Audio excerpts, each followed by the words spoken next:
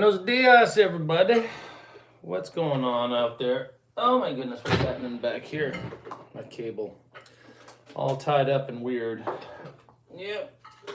That is the life of I'm turning around all day in this little chair. Hey folks, it's Jack Divine here. Back with another episode of everybody's favorite fun toy, Office Hours. And here in the basement bunker studio today, we are now exploring the reasoning behind the wireless systems of the 80s. Very effective tool. Though I've never had one, but this is a fucking drag, I'll tell you. That and this wheelie chair. All right, what am I here to talk about today? Directly here to try to share with you some ideas for implementing better practice for yourselves. Okay, a lot of my students actually I'd say very consistently, students ask for a daily workout regimen or something like that. That'll, that kind of thing. And yeah, okay, there is something to be said for this. It really can be helpful to have something like that. That said, there's no one size. Good morning, sir. There's no one size that fits all, unfortunately, here. So what's going on? Did I mute that? Okay, good. So I've got the Strat, and I'm looking for the strap. What happened to the strap? Sorry, apparently need some more of that. All right. I was told by one of my students that if he catches an Office Hours live, he's always entertained. But if he catches it in the playback mode, he has to fast forward because I ramble on too much. So my apologies. Good morning, everybody. Thank you for tuning in. Let's see what's happening here. I know I have a strap for this guitar. I know I didn't lose it. It's very bizarre. Speaking of losing it, I guess I'm losing my fucking mind. All right. Well, I will have to steal from Peter to play Paul. So we will go here. All right. So today we're going to talk about the general areas of musicianship that everybody needs to maintain. Present company certainly included, I'll tell you. One thing about teaching is it helps you maintain your ideas about what good practice looks like, but it does gobble up my opportunity to do so for myself. But I am watching people play guitar all day, basically, and it's kind of like pornography. You know good guitar playing when you see it. Well, you can tell when somebody's putting too much effort into one of their fingers or their hands. And yesterday I had a long-standing student who's made tremendous progress on his own. He comes and goes in and out of my orbit, but I've known the guy for like four or 5 years maybe. Dynamite dude. Had him over to the house when he was in town. But it came time for the rubber to meet the road in terms of what's going on with his left hand and his left hand positioning. And so I had to have kind of a heart-to-heart with him about the good work that he had put into his practice, but not that it had gone to waste, but that it was time to kind of reconsider how he's approaching his left hand fretting technique, okay? And this is problematic for, anybody when you have to unlearn bad habits, okay? So one of the reasons why I try to meet with students weekly is to keep tabs on what's happening. Now, I do practice with my guitar on so that while I'm seated, I don't have to worry about sustaining the guitar. I have smaller hands, and there are some stretches I just can't make.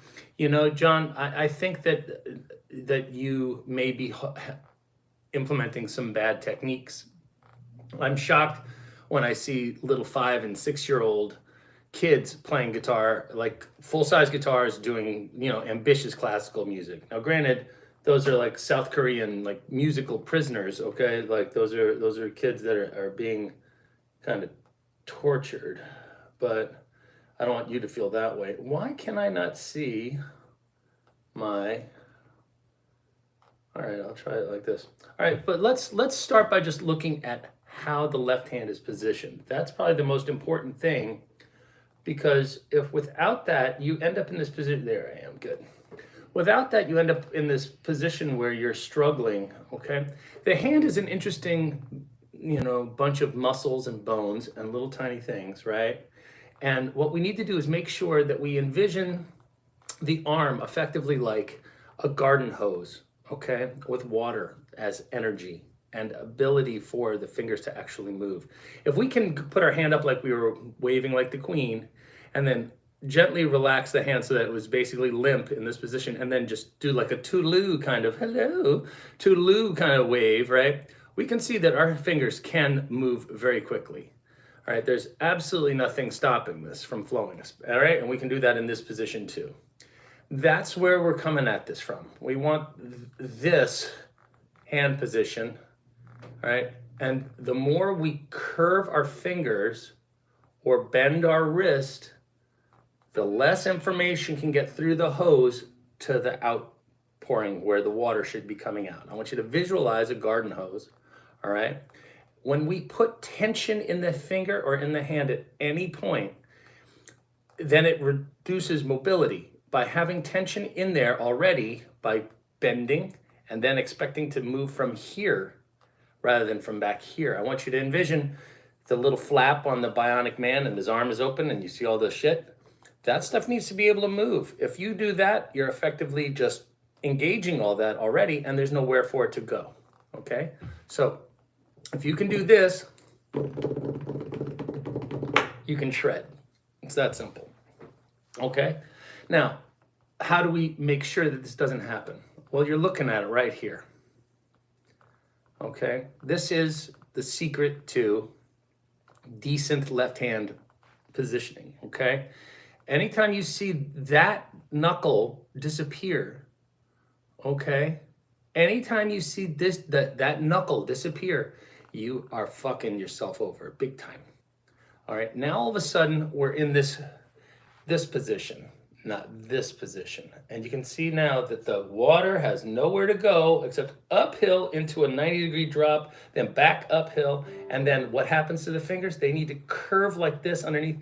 And we end up with what I call the tiger paw, okay? This kind of mitt, kind of like flat thing that does that. And now we're doing all the motion from here rather than doing this. You tried moving this fast. It's very hard. Okay, this, easy peasy all day long, no fatigue.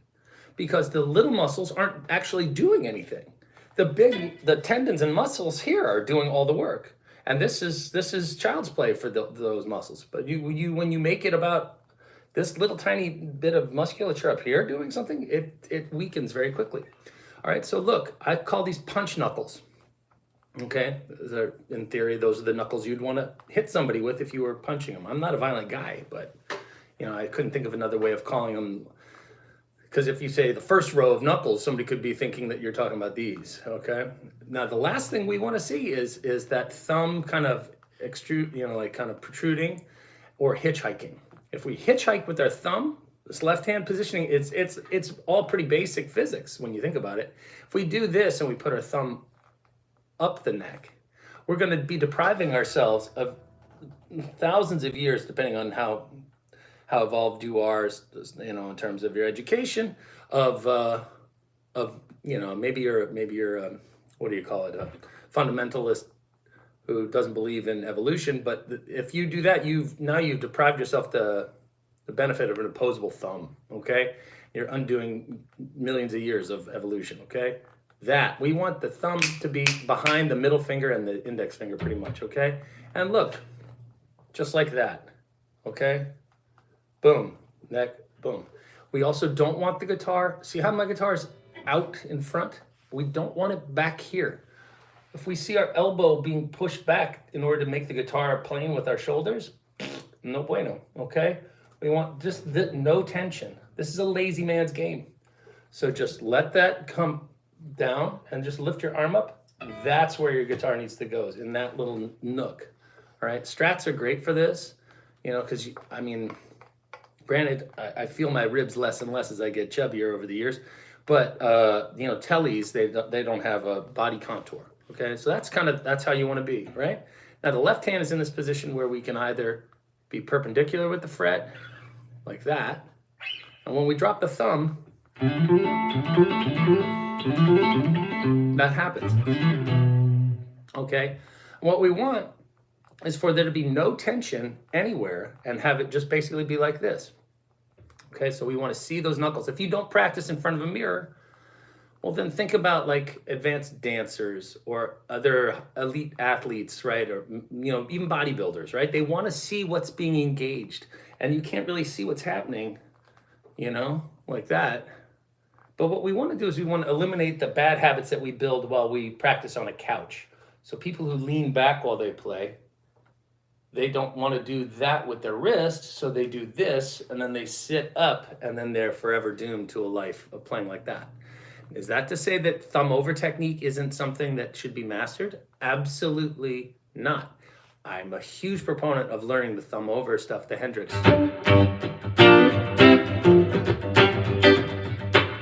Because that actually, when you're engaging like F bar chords, that's more exhausting than doing that, all right? Because you can hang all the weight of the guitar on your thumb. Okay? All right, but generally speaking, when we break out to single notes,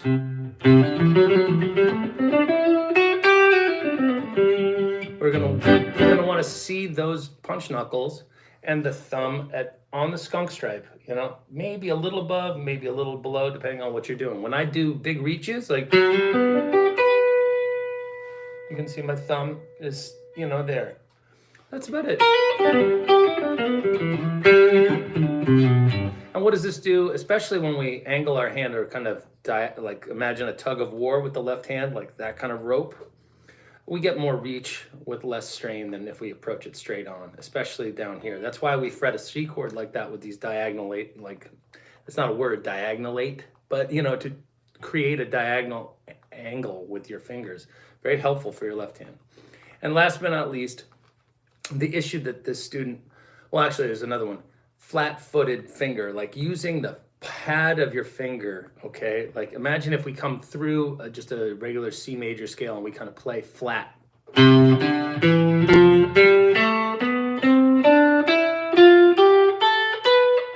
Playing on the pad of the finger does several things. One, it dulls tone, all right? Two, it exhausts the hand even more because we're using this soft thing to actually create a firm bit of contact. So we need to push through all the puffy pillow musculature that's there, as opposed to right here, this is just bang, you come right down.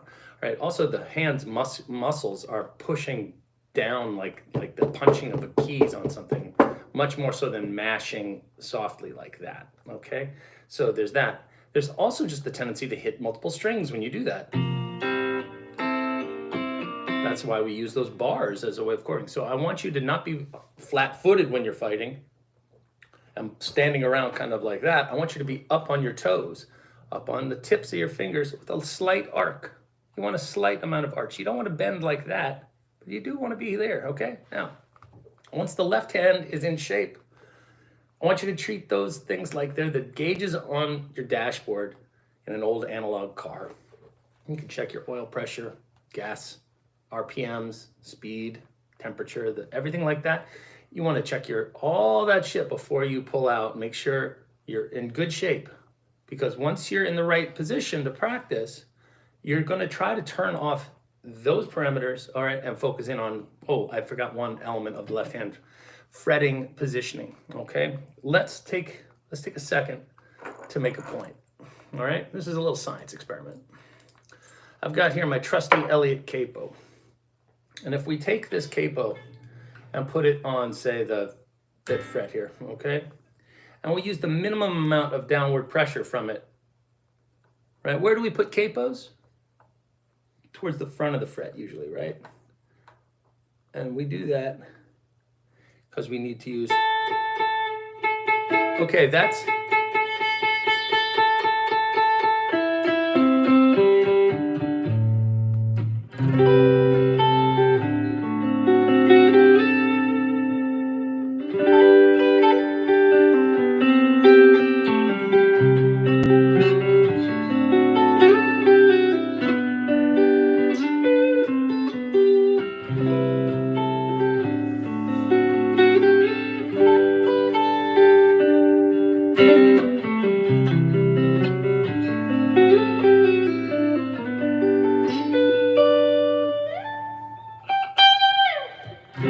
right, so now we've got the capo on with minimum amount of tension. Okay, any less, we buzz. Now watch what happens when I move. My neck is relatively even tapered, okay? It's not getting fatter as it goes back. All right, now I'm just gonna slide this back without changing. And all we're doing is changing where we would be imagining to be fretting. Okay, so let's say we're fretting in the back part of the fret now, okay?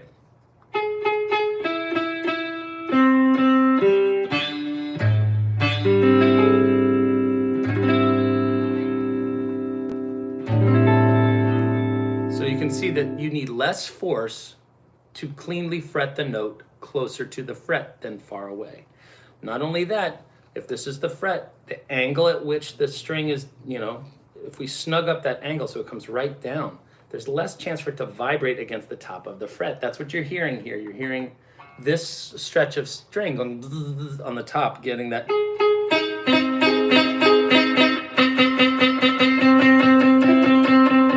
So you want to be in the middle of the fret or even forward, okay? The amount of force you need to use, all right, is going to be greatly reduced, okay? When you see white knuckles here, that's somebody going and doing G.I. Joe Kung Fu grip left hand. Bad news, okay?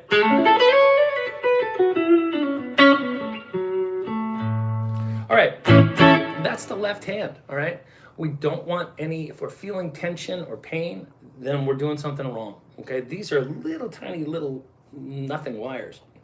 We're not talking about bending. So there's no reason to have the thumb over the top. And there's no reason for the thumb to be flying all over the place when you do stuff. Just kind of find a nice central location for it and prepare to practice, okay? Once this left hand is under control, we can then go through a little laundry list of ideas that'll really help us kind of fine-tune our right hand, okay? So what do we see here? I have a bunch of good mornings. I have smaller hands. Excuses. Johnny, you're going to be fine, all right? Just stick with me, I promise you, okay? Now, granted, this is my preferred practicing position here, where I skip a fret between the index and the middle finger.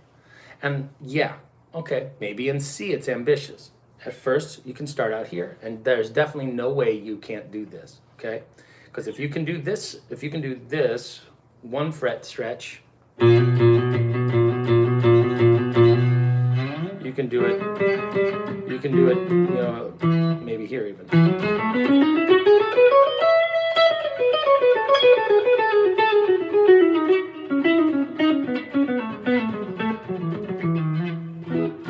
See how you can see my knuckles? Okay, if we're like this, we've choked the hose. Okay, that's a gross euphemism. Sounds like something I would have said back in prep school. Okay, so don't choke the hose. It was a Catholic school as well, so there's multiple levels to that joke. By the way, I looked at my YouTube stats. 100% male viewership.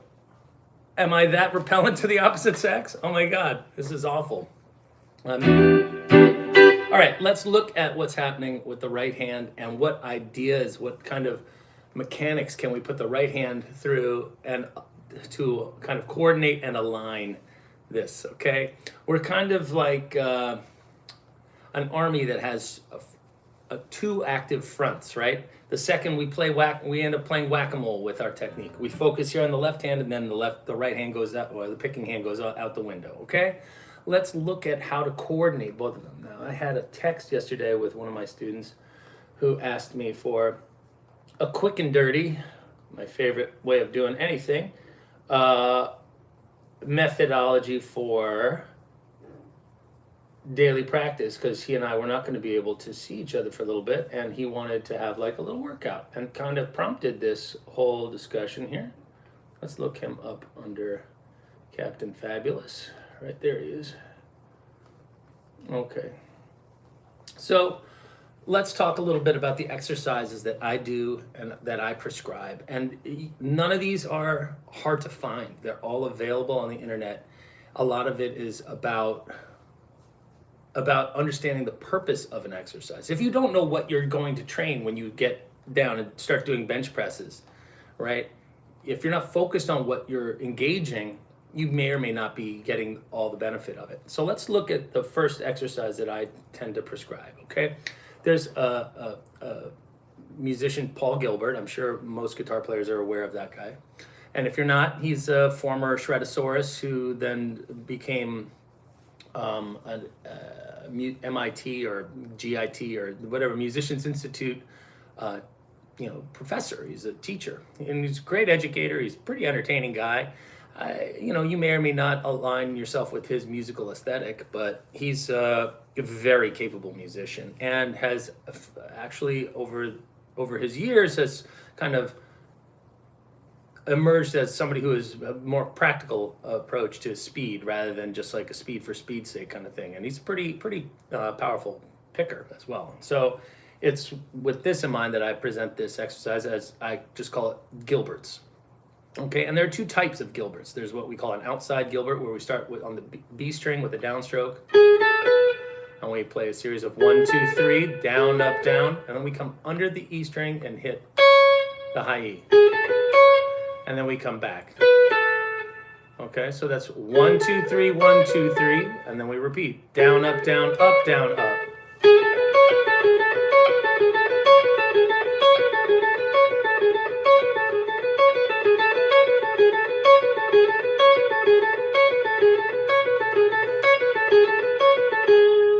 Okay, now what are we doing? We're going to want to make sure we see our knuckles, that we're up on our tips, that we're towards the front of the fret, and that our thumb is in the middle of the back of the neck. We want to drop and release tension. We want to make sure left hand is no tension in there. We are not here to develop speed yet. We're here to develop coordination and fluidity, okay? Without fluidity, there can be no speed. Without looseness, there can be no, we can't scale up. Now, what we really need is another electronic device, but unfortunately I'm using both things that I own to make this sound and film this. What we need is a metronome. Click, click, click, click, click, click, click, click, right? 1, 2, 3, 1, 2, 3, 1, 2, 3, 1, 2, 3, 1, 2, 3, 1, 2, 3, click, click, click, click, click, click.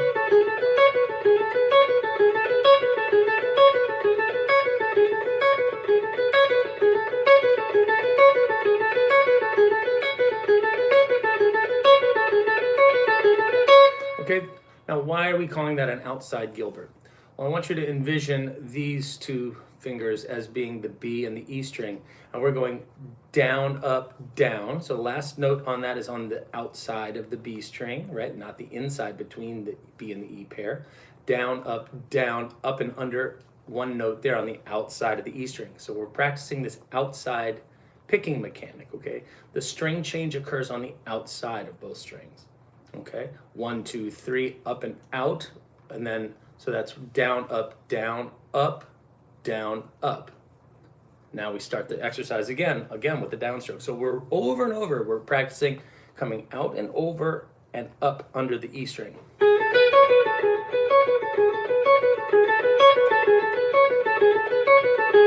Things to practice for the right hand. Make sure that the left hand, the chop and the flop of your right hand are deadening the low E and A string to some extent, okay?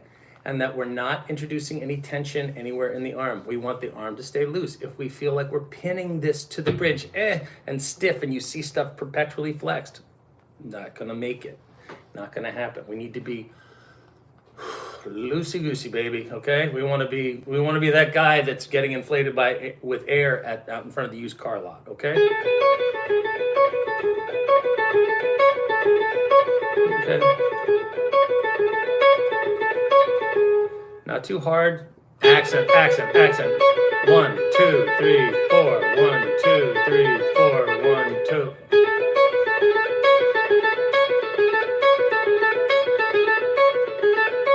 Now, what's the right hand doing in terms of its picking angle? If we start on a downstroke, okay, we're going to be coming down, up, down, and we have to then come under. And you'll notice that the right hand, it has to go past the E string in order to come under it. What I want you to do is I want you to make that last down, up, down stroke be not like we're going dit, dit, dit, dit, dit with this shorter thing. I want you to have like a long throw. I want you to invent in your mind, I want you to visualize a right hand downstroke that actually goes double the distance All right, down, up, long, or down, up, long, downstroke, down, up, long, down, okay? And that way we can get under there. We don't want to go down, up, down, out, down, in, up. We don't want any of those sharp curves, okay? What's faster, going through the cul-de-sac, loop-de-loop, or going in, K-turn, like that? We don't want to stop and have to create, we want one continuous motion to come past the E string and come up under it, okay? Form nice little loops and circles. Down, up, and under. See how I'm going down for that scoop? As opposed to down, up, down, out, under. No good. Every time you start and change angles, you have to use the exact amount of force to stop that motion. Then you create it again, stop it again, create it again, stop it again, up again. And if you're doing that every time, there's no way you're going to scale up your right hand. You end up with this kind of pick hopping, kind of what I think of as card dealing mechanic with the right hand wrist, and it's just really fatiguing after a while, okay? So what you want to be doing is working along the lines of achieving that one long escape, that downward pick stroke escape, down, up, down, long, and then, and this one has to come up so that you can come down. If you come up and you're like this, then you're gonna have to rotate your wrist, and you don't want to do that, okay? All right, so now we've basically outlined the mechanics that are involved in doing what I call an outside Gilbert, okay? Now, the inside Gilbert is the next thing, and I just say do 5 minutes of each. It's not like we're here to kill ourselves by doing this one little exercise 10,000 hours right now. But we do need to start the clock ticking on all these things, and understanding and isolating the mechanics of an exercise is how we actually build muscle memory, okay? We need to isolate and focus on what are we here to study. We're here to make sure that that's happening. If you aren't making sure that that's happening, you're kind of wasting your time, okay? So I'm looking at that right hand of mine and I'm seeing, am I doing anything weird? Am I pinning my wrist? Am I carrying a lot of tension up here? Am I doing this? You know, like even Eric Johnson does this when he goes into play, and it's like, whoa, buddy. I mean, I fucking love Eric Johnson, all right? I think he's a genius. He redefined electric guitar. It's, you know, at least for me, he didn't have the same kind of pop acclaim as some of my other heroes like Eddie Van Halen. But I mean, you look at when he does that with his posture, when he plays, it kind of looks like he's in a little bit of pain. Like there's a lot of tension, and he's commented on it in the past. Like, I'm not trying to make fun of him. I idolize the guy, but on the same token, I wouldn't emulate the bad habit of cocking my shoulder like that when he plays. And you can see he sometimes looks a little stiff. Okay, so when we want to now fixate on the upward and downward accents, right? We have an up, down, you'll see that the rotation has to happen here to catch the accent on the high E string. Watch, instead of going like this, out and under, because we're starting down, the next is an up on the high E. We're gonna now go up, down,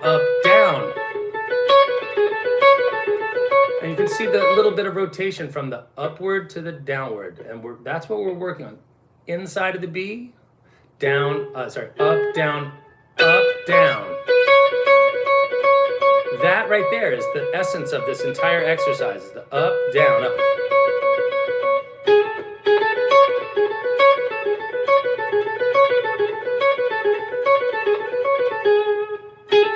Out, up, okay? So now we've worked on the two types of string changes that there are. Let's be honest, the hardest part of our instrument is actually changing strings, okay? If we're just going zig-a-dig-a-dig-a-dig-a-dig on one string, we can just diddle that little sucker. We can tremolo pick, right? Right, but I could never play that fast with all the acrobatics that are involved with like coordinating the left hand and the string changes. Whew, okay. So that's my very first bit of advice, is learn how to just pick and isolate how we string change. The other thing that I always ask students to do is, before they get involved with any of the other exercises that we're talking about, I think they need to figure out what they're comfortable with in terms of creating 16th notes. Okay, and I always talk about that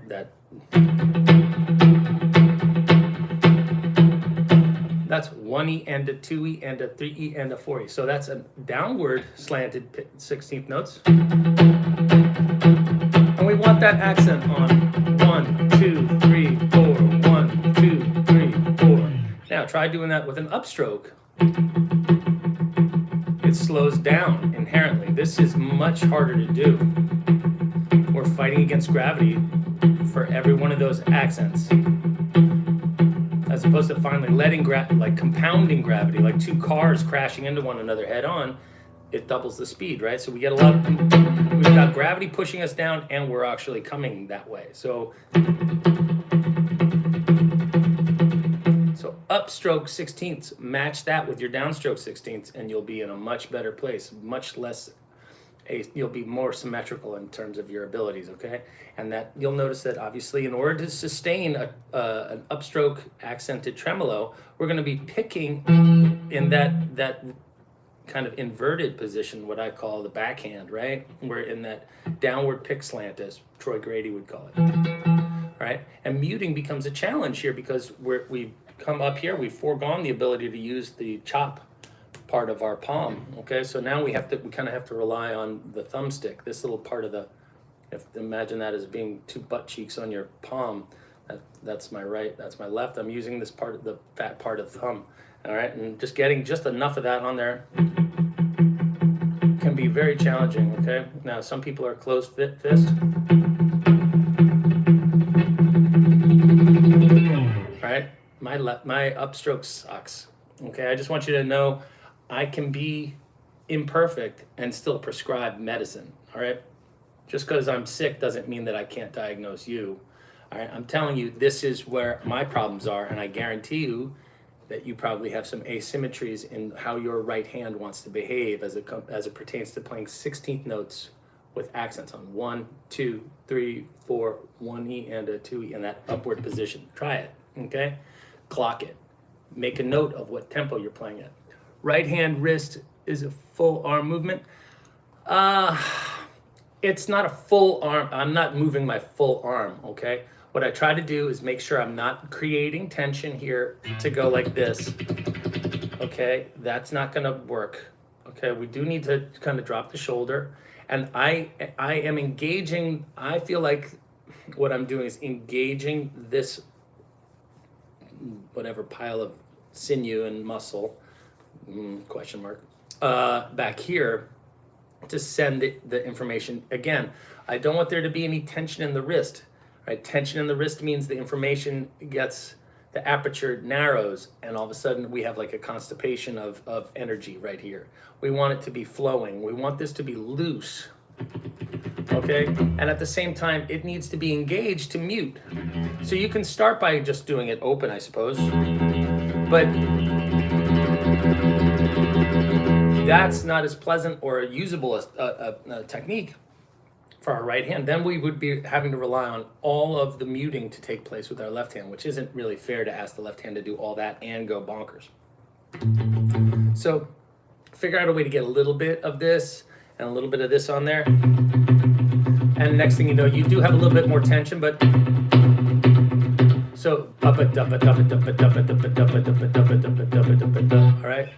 I'll share with you one of my favorite exercises for teaching students how to get their string changes in twos, okay? Because twos is nice because we don't have to rotate. We can go 1 2 1 2 1 2 1 2 1 2 like this. So this exercise is called the Bob O'Reilly. 2 3 4. There's my loop, and I'm going.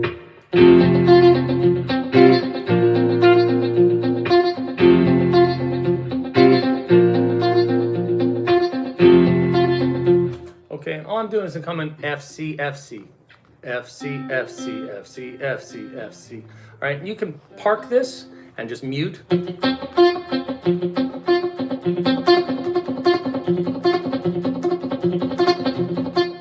Without being able to get there, you're in trouble. I mean, you've got to be able to go, and now go. Okay.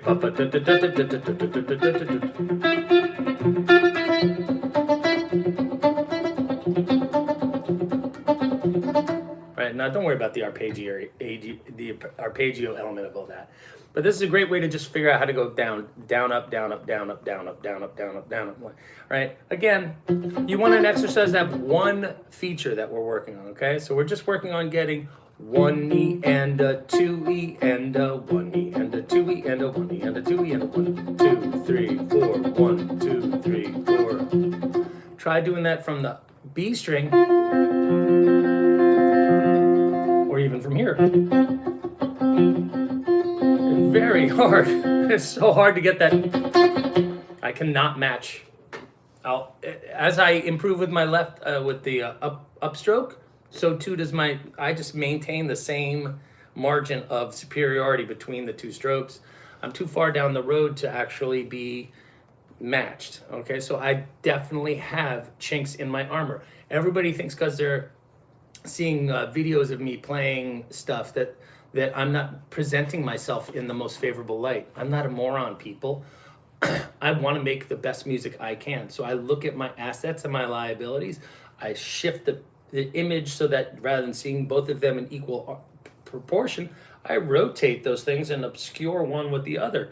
I do not lead with my crappy behavior. I lead with the charming side of my personality because I'm insecure and I want people to like me, right? That's basically what's going on, if I'm being totally honest, which is unfortunately very much part of my character. All right. So Gordon Cook responds, right hand wrist is full arm movement. Not really, okay? I mean, I'm loose, but it's not. I'm not going like this. I'm not moving my full arm. I'm more like I'm shaking. I'm sending an impulse here from here, like more like a rat tail, like. And this is the loose part of the towel, and I'm flicking it kind of at the thing, and I'm loosely controlling it from back here. And this needs to see how it's not like I'm going like that. I'm not sawing at the pick with the pick. I want to make it. Okay, now I can't do that in the upward direction because I engage and I stiffen up and then everything goes and it seizes up. That is definitely my cross to bear. Can't be done for me. Thanks for my contribution to the community. Well, man, what can I say? I've certainly benefited from the wisdom of others, and if I have anything to offer, maybe it's a little wisdom. So let's look at some other ideas that we had here. Okay, so I prescribed to my student that we're doing Gilbert's, and that he determines what his maximum comfortable accented 16th note is. That means what can you do reliably for like 2 or 3 minutes of 1, 2, 3, 4. And you use that as like a high watermark, because if you could do that on one string, it's aspirational for you to think you're going to be able to do that going across strings. Then we start with the. Now, there's nothing else to keep up with. This is bone simple. It's going to get more complicated as we go. Just lifting, if we just even play the same notes, but just ask the fingers to lift off. We have to slow down a little bit because we're kind of splitting our focus in 2 different places. Heaven forbid you're not playing the same figure over and over again. Okay? It gets very complicated. All right? That's also a musical to just play a barrage of 16th notes at people. But you want to be able to do it so that you have enough headroom as an engine, effectively, to onboard any tempo and any ideas that you have inside your head. Okay, the next little bit of work that I ask for students to tackle when they're looking for a workout is I tell them to practice what has affectionately been shortened to the GIFAM, okay, which stands for Go Fuck Your Mother, okay? And this is a very, very vulgar name for a very, very painful and annoying exercise that I was taught. But again, we make sure our left hand is in the right position, correct position, right, where we're seeing our knuckles, right? We're on our tips here. All right, and we're gonna, I know it's kind of funny and it's also not safe for work. All right, so, pardon me. Okay, now you'll see I'm still kind of arching my fingers a little bit. I'm not flattening them out, but I'm also not going out it like this, okay? I'm not gonna do that. Okay, my thumb is in the middle of the back of the neck, and I'm gonna come through here and I'm gonna play 16th notes again across 2 strings. 1, 2, 3, 4. 1, 2, 3, 4. So you'll note there was only one 16th note on the A string. There are 2 on the D string. Now there'll be 3 on the D string. G string.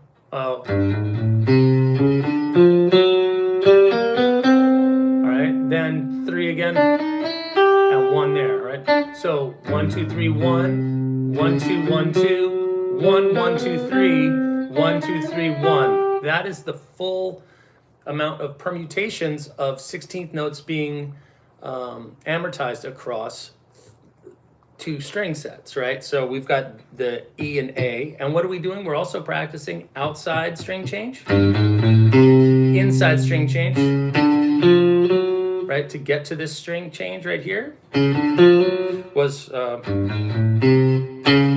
that was an upstroke on the A and then a downstroke on the D. So that's an inside string change. So outside, inside, outside, inside, out. So the right hand's going into spaz mode in terms of having to rotate and kind of constantly readjust itself. The left hand is having to assign an accent to a new finger every time. Accent, accent, accent. So we went accent, accent, accent in this kind of inverted staircase way. Everybody's on fire. This is a very, very annoying exercise that must be played slowly. And could only be one name for it after I learned how to do it many years ago. And all I could do is envision the gentleman that taught it to me, and all I could come up with in my head was go fuck your mother, because that exercise is a man maker. This thing will break your back. All right, we need to make sure we're playing nice and smooth and muting down, up, down, up, down, up, down, up, down, up, down, up, down, up, down, up. Okay? The way back is equally as taxing. Down, up, down, up, down, up, down, up, down, up, down, up, down, up, down, up, down. All right, well, that would have been the first note of the reascend. So we're going 1 E and a 2 E and a 3 E and a 4 E and a 1 E and a 2 E and a 3 E and a 4 E and a... Okay, so now we have a loopable sadistic exercise.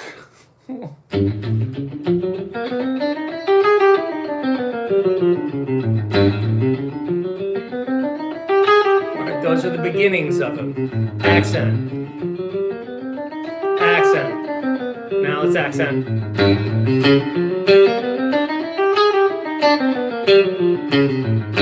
Okay, that's accenting every 4 rather than every bar, right? 1, 2,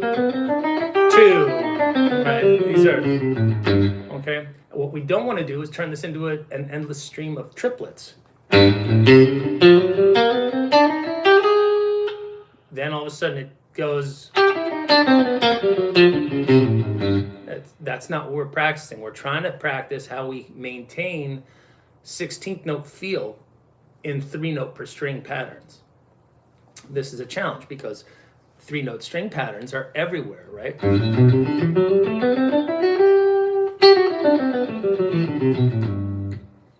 So now we need to know how to do that in 16th notes. All right, but there's one intermediate step before we get there. So 1 E and a 2 E and a 3 E and a 4 E and a 1 E and a 2 E. What I want you to do is now take these 3 fingers and bring it back here. Ugh,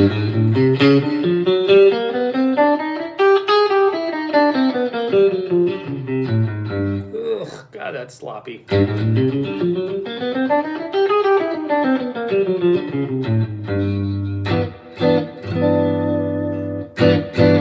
All right, so just coming here and making sure that we don't leave the pinky out of the party, okay? Pinky needs to come. So we're going to do these 3 fingers, these 3, like that.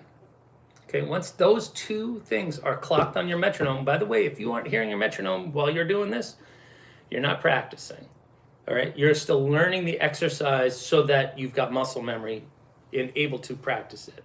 But again, we want to make sure we're going down, down, down, all right? And if we're not alternate picking, we are really going to go down the rabbit hole the wrong way. And then we're going to have to come back and then go back down again. Please, you cannot play it slow enough at first, okay? Seriously, down, up, say it. Look at it. Look at your right hand and say down, up, down, up, down, up, down, up. down, up. Make that little bitch do what you tell it to do. You will do as told, right? Because the second you take your eyes off of it and look at your left hand, all hell breaks loose over here. I'm sorry, whack-a-mole, okay? That's why we're only doing this simple thing. We're not even worried about that. After you've done this and this up to, say, like 100 BPM safely, right? So click, click, click, click. You're probably ready to do the next stage of this, okay?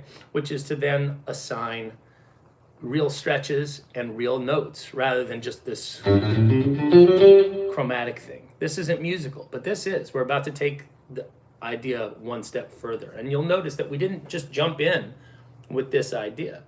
That's a very deliberate two-step process before we even get to making music. And let's be honest, scales, that's kind of like saying the alphabet. If you can recite the alphabet, that doesn't mean that you're actually saying words, right? This is just the scale. That's not using it in any artful manner at all, okay? But you'll see again, I can see my knuckles. In order to do this, you cannot be here. This will, you just cannot have your thumb up here and make, it can't happen. We need to just drop that wrist, lose the tension, allow the water to flow.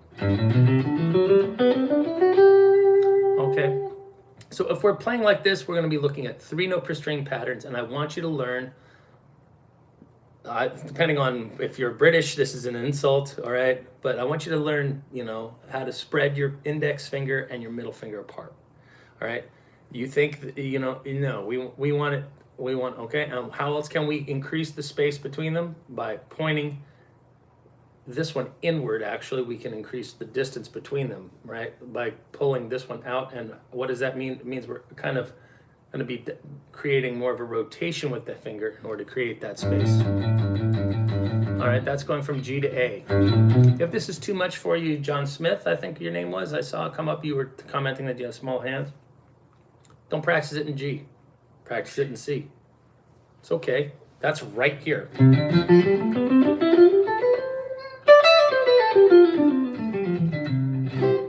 Okay, so what we're going to do is we're going to make 1, 2, 3, 1, 2, 3, right?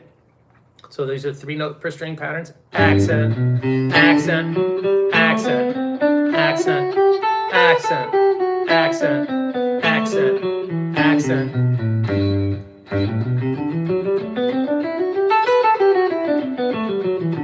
Tap, tap, tap, tap, tap, tap, tap, tap, tap, tap, tap, tap, tap, tap, tap, tap. It's okay to have your metronome doing that.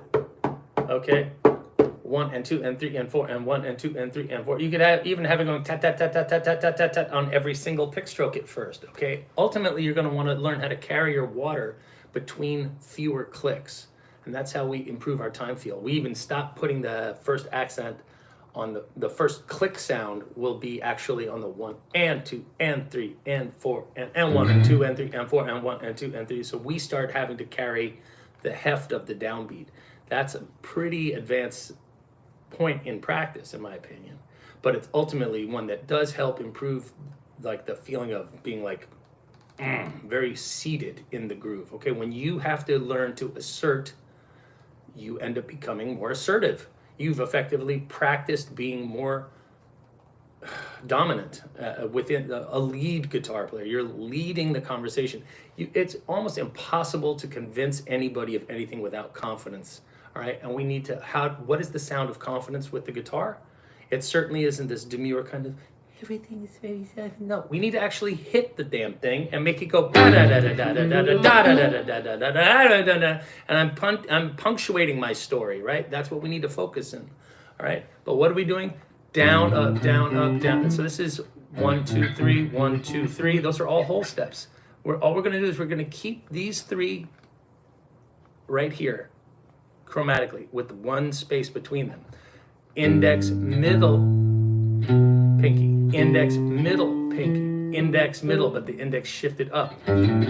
Shift, shift, shift up, shift, shift, shift back, shift back.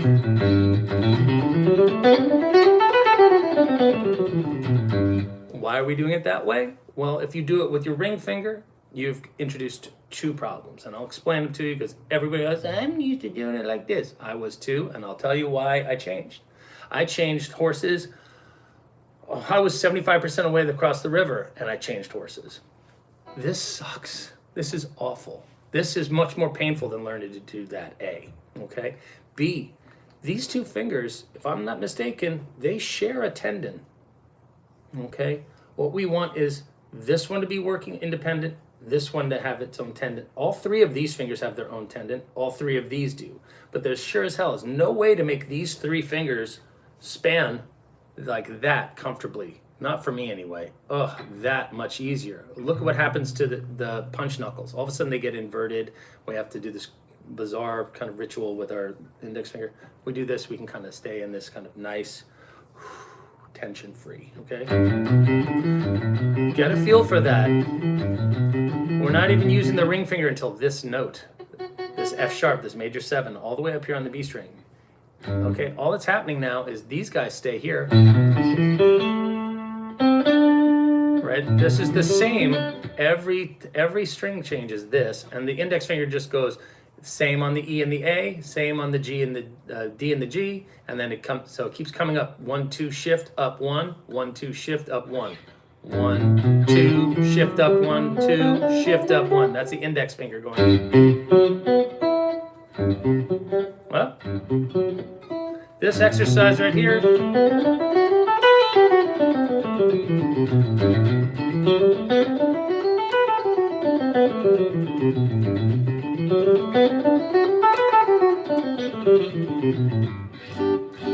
Okay, I'm not even good at this stuff, all right? But it works. It does work. It ingrains the proper right hand picking mechanics, okay? And what we need to do is for the right hand to effectively become hypnotized. I am Elmer J. Fudd, millionaire. I own a mansion and a yacht, right? We want this thing to not be able to think about doing anything other than down, up, down, up, down, up, down, up, down, up, down, up, down, up, down, 1 E and a 2 E and a 3 E and a 4 E and a. All right, once we get that squared away, we can kind of get them out of the picture. And one of the things that we can do with this exercise in place, once we've already gone through, and now we've gone through, all right, and we're actually starting to make a little music. Let's take it to the next level here and run through our modes in the key of G major utilizing the GIFAM pattern. Down, up, down, up, down, up, down, up.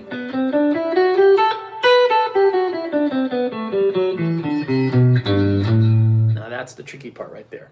On our way back, instead of going, we're going to go, and we're going to change the order, and rather than going with our middle finger, we're going to go.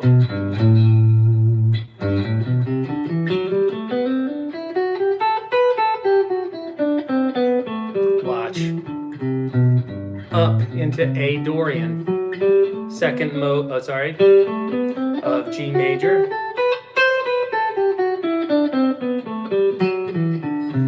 Up into B Phrygian.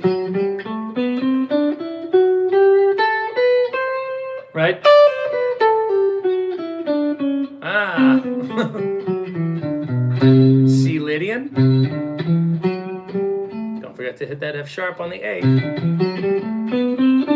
Right? Again, F sharp. Ah. D Mixolydian.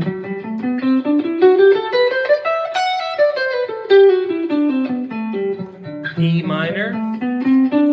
Aeolian, right? Ah.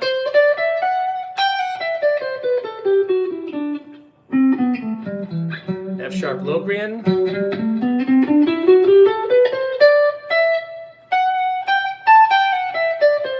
That one I broke form with. And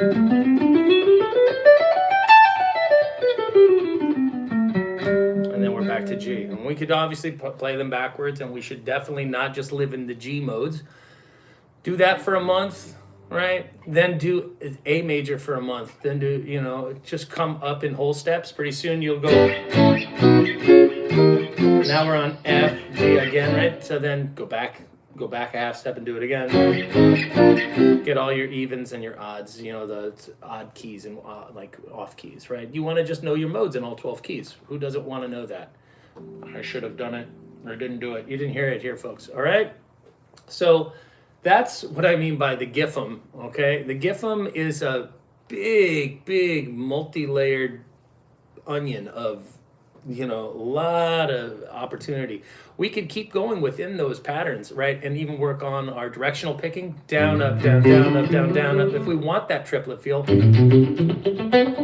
like we can work on the triplet mechanic of the double down.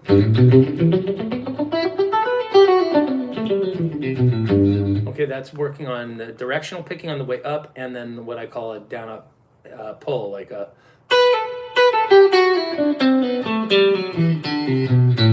I'm doing a pull off like a slur, right? And you could do that on the way up.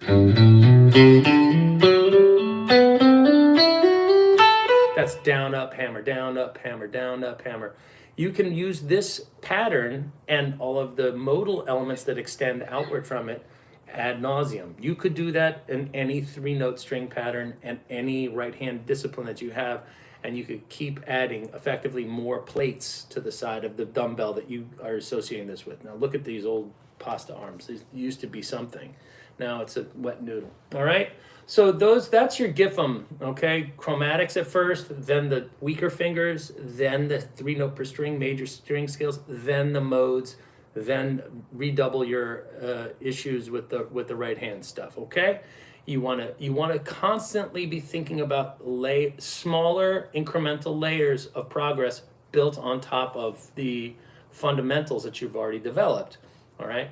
That way, there's like an old Italian proverb that if a young man carries a calf on his shoulders around the barn every day of his life, by the time he's a man, he will be carrying a bull.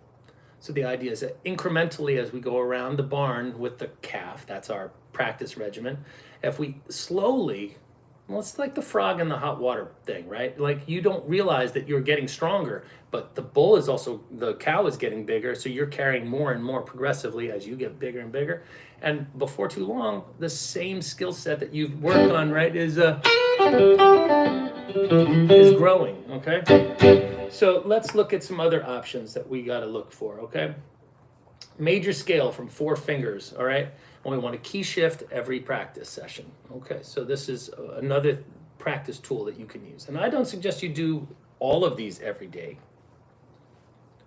But if you have a menu of all the things that you need to do, and you just literally go arbitrarily down through them, it helps you stay on task. It just does.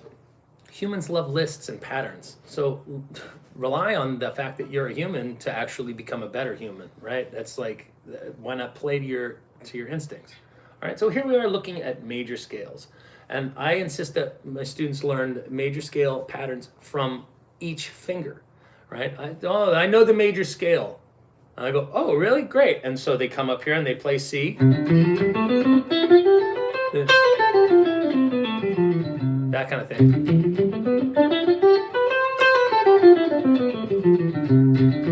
And I go, great. And I said, play it from your pinky. And all of a sudden, they don't know that they can go,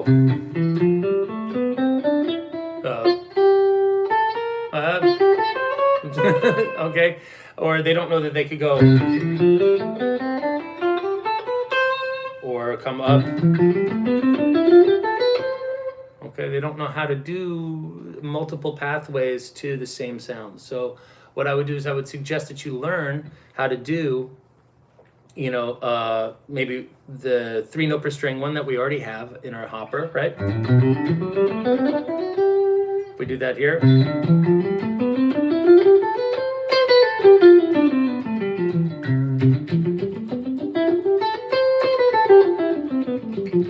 1, 2, 3, 4, 1, 2, 3, 4, 1, 2, 3, 4, 1, 2, 3, 4, right? That kind of thing. Very, very reasonable. Okay, 3, 3. So again, we're shifting with the index finger and using the middle finger as our second. Okay.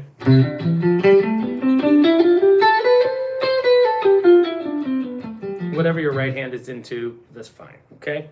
Now shift it back to the middle.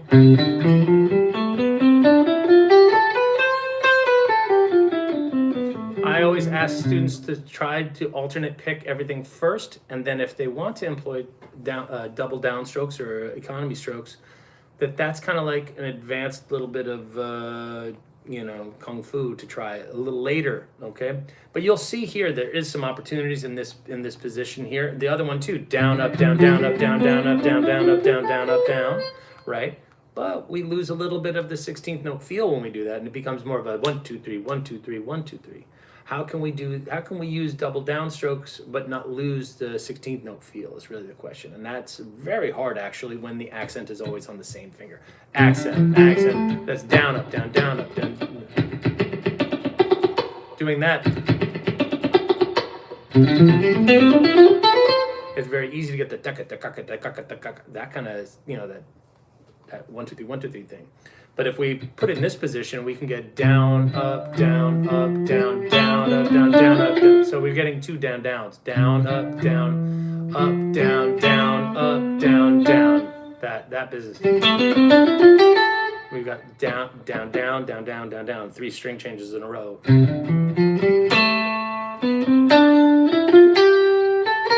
Sorry, 4 in a row, right?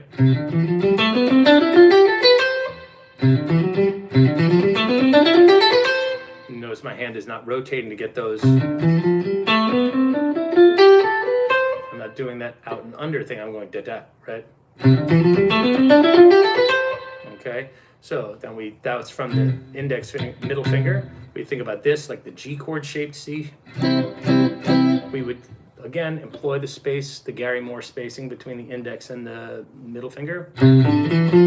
Okay, shift up. Shift back, ring. Sorry, I can't see so well. Okay.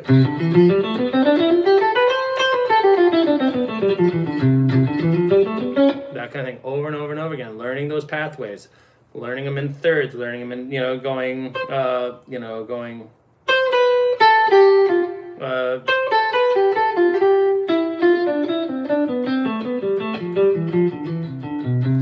Learning to keep the fingering conformative with the pattern that we started out with, but play it in thirds, play it in groups of 3, play it in groups of 4, play it in like that kind of thing.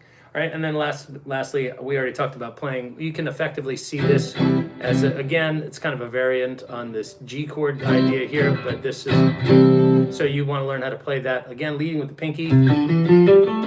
I don't play it that way often. I feel like there's too many moving parts in there. I would just prefer to just have the one pattern to rule them all from there. And I reserve the pinky more for what I call a slinky position, where my hand is going expand, contract, expand, contract. And you'll see it here. Reach is there. And it's kind of this creeping, and so on the way back it kind of looks amusing.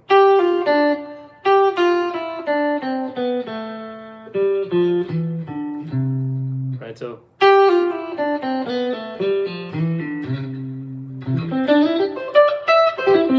okay, so that's the major scale from all 4 fingers.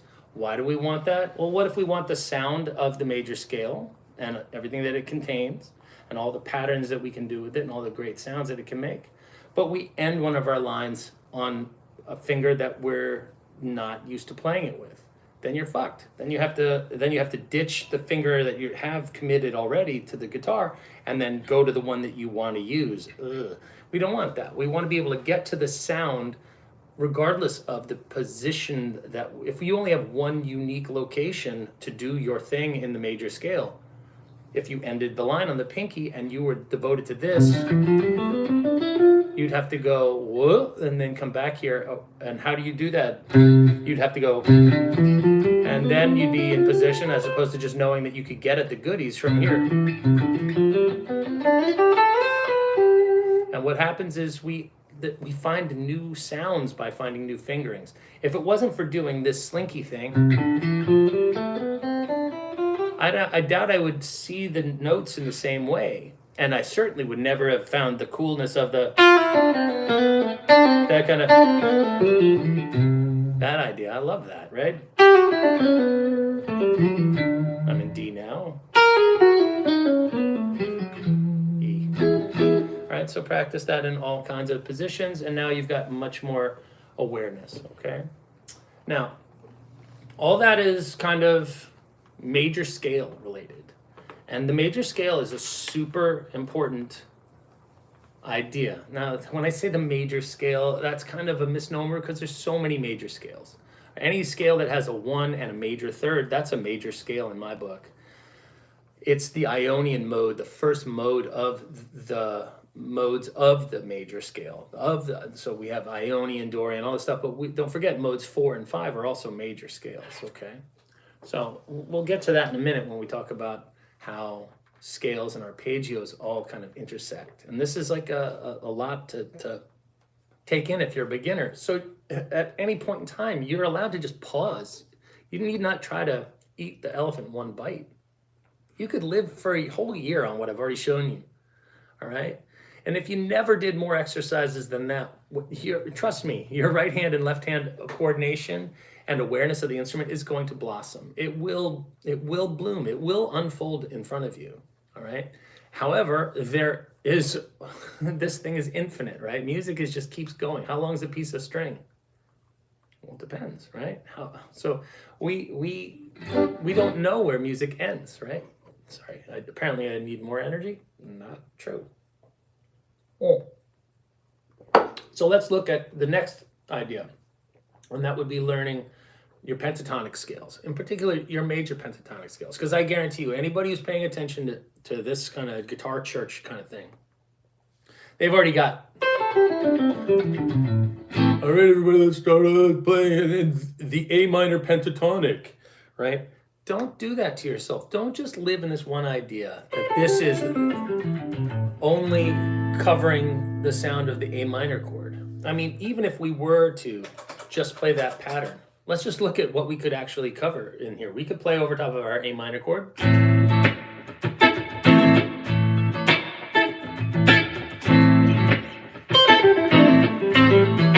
Right?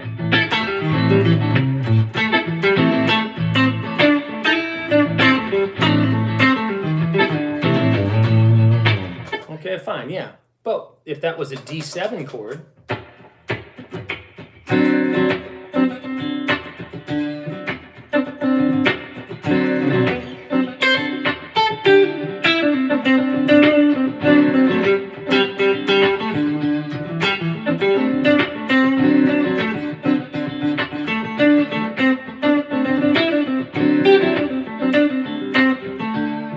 definitely sounds better if we introduce that little suspension in there. If we do more like a,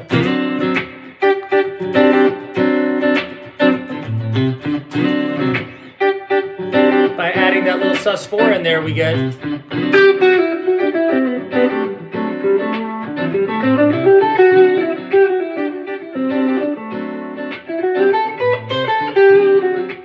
we start adding a couple of little notes in there, and pretty soon we're really servicing the sound of that chord a lot better. All right, but we could be sitting there and staring at F major if we did like a,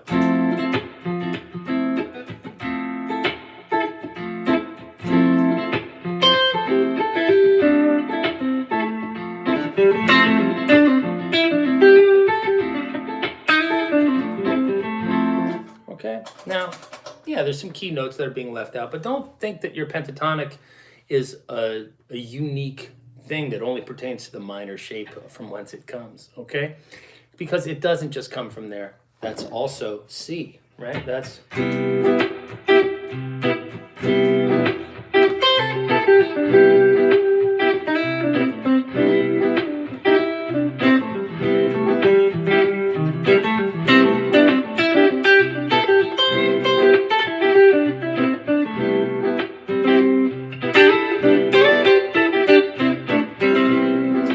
all the same notes that we were playing over that A minor groove, okay? So we need to know our pentatonics, and we don't think of them as minor and major really until we're hearing a note behind it. That's the reality. The shapes are the same. So yeah, shapes. That's how we're going to learn this at first. But what we want to start to do is see the same intervals cropping up relative to the same root. So if we started out with, say, playing an E chord, right? Let's just do a little E groove here. So even better, I just changed my strings yesterday. And with that comes a certain degree of instability. There we go. I have a rehearsal later this afternoon. I figured by virtue of doing this, so we'd have 1, 2, 3, 4.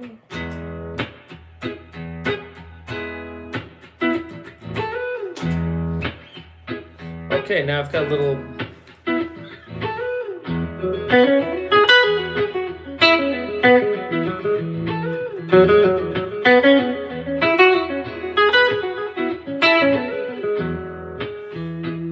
Alright, I'm just coming up and down my E major pentatonic out of the C chord shape, okay?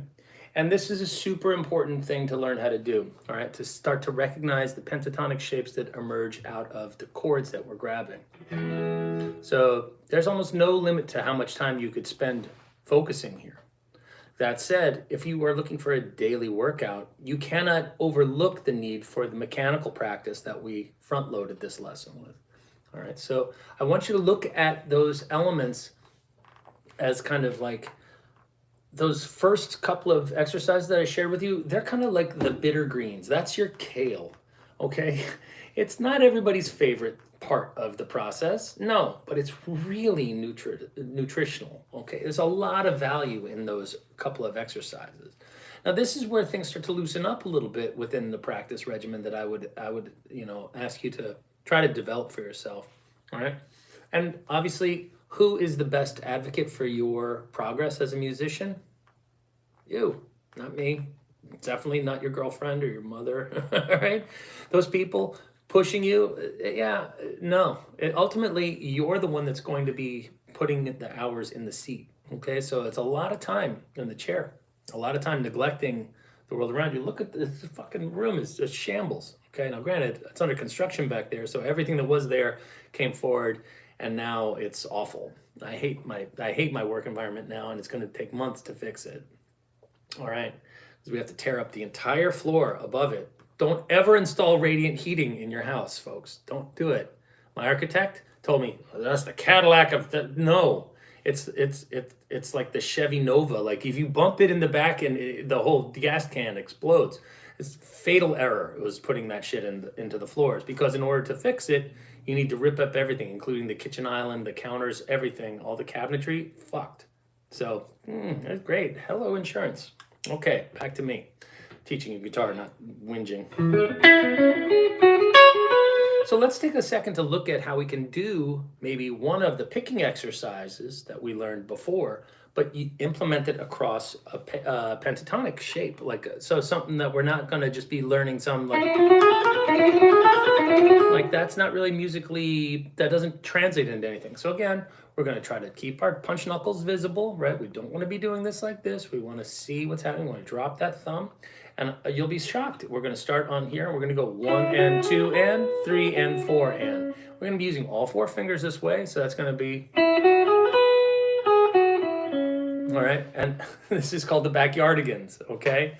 There's an echo in this canyon, in this canyon. It's a little song from the Backyardigans, a TV show that my kids used to watch, and I realized, oh, I'm actually practicing 1, 2, 3, 4, 1, 2, 3, 4, 1, 2, 3, 4, 1, 2, 3, 4. 1 and 2 and 3 and 4 and 1 and what am I doing? I'm also practicing rotating my hand.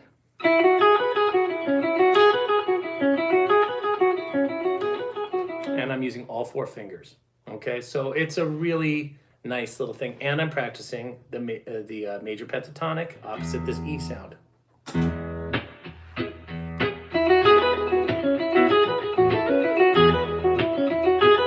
Or even start it slow, double it up, slow. Okay, we can take it and shift it down a string.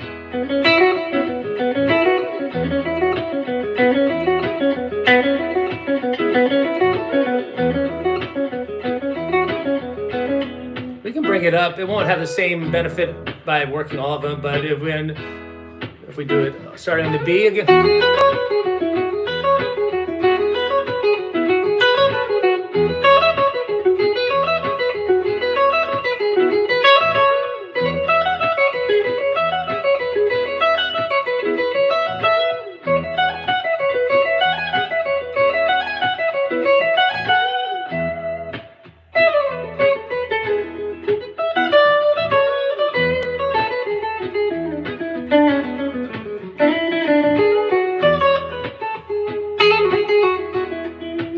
Whoops, kind of got off piece there. Okay, so that's how we can practice our major pentatonics, and we could do that here, you know, or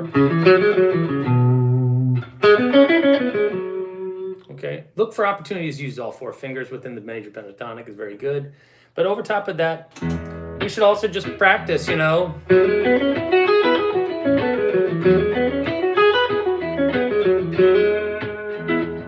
Now, why am I starting on the D? This is kind of a no-brainer for me, but it makes a lot of sense to me, but it's a question I get a lot. We're going to start on the D and limit our exercise to 1 and 2 and 3 and 4 and 1 and 2 and 3 and 4 and, okay? So that way we can loop it. 1, 2, 3, 4, 1, 2, 3, 4, 1, 2, 3, 4. Well, you're not using the low E string, Jack. Fine, start it on the A string.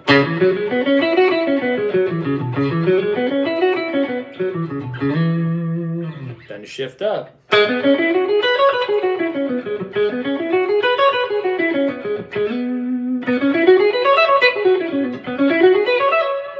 Right? You want to get very familiar with all those E major pentatonic shapes, and then quickly you commit them to memory. You've got to get them kind of stored. You got to learn how to get through them. So that's doing stuff like,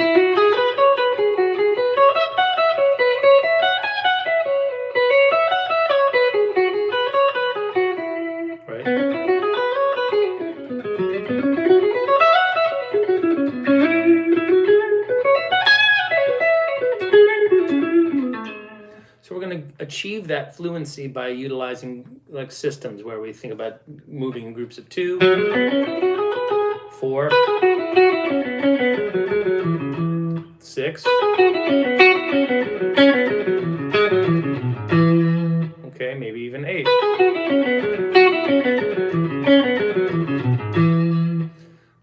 Okay, it's academic, yes. Okay, it's not the world's most creative pursuit.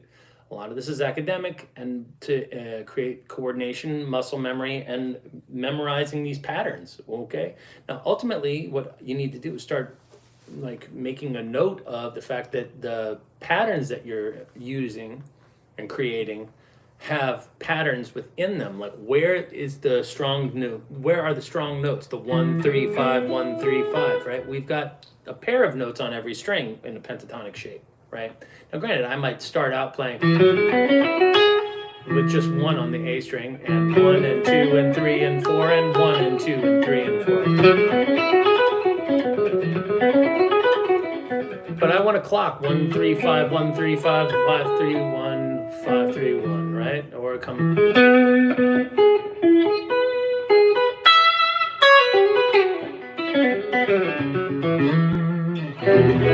Okay?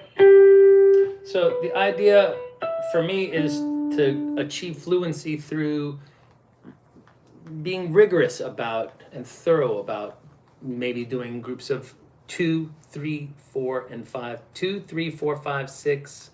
That's a nice, that's 5 days a week. If you did evens, pentatonic, odds, like 3s, triplets, 4s, 6s, 5s are good too, right? Because that's.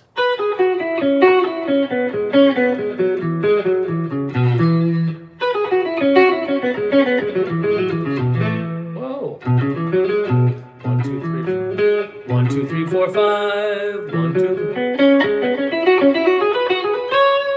Those are groups of 5, ascending and descending. You want to understand and recognize the sounds of these groupings, because that's kind of like being able to understand the language of music. If you don't understand how the sounds are organized in terms of groups, well, if you've never done it, you can't then envision it occurring over a piece of music. And if you don't know those words, so to speak, these words, you can't call upon your vocabulary, right? You have to develop that vocabulary. Okay. So if you've got your pentatonics, then at that point we kind of go down the rabbit hole of learning how to connect the pentatonics. Oh, okay, sorry. So let's stick with our little E major pentatonic, and some of this is going to be repetitive to people who have tuned in before, but let's just look at how we would want to connect chord tones. Okay, so that's the root to the third. We go root to the third, right? Third to the fifth, fifth to the root, and then root to the third.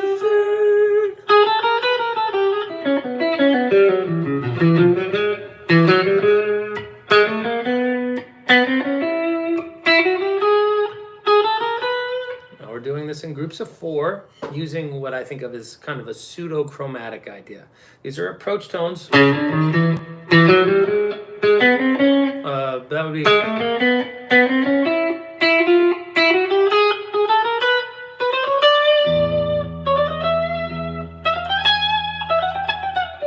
So when we're trying to learn how to wring a little bit more life out of the pentatonic scale, this sounds a little like hollow, right? So what we're going to do is we're going to be able to, by doing this, we're going to be able to take it and go...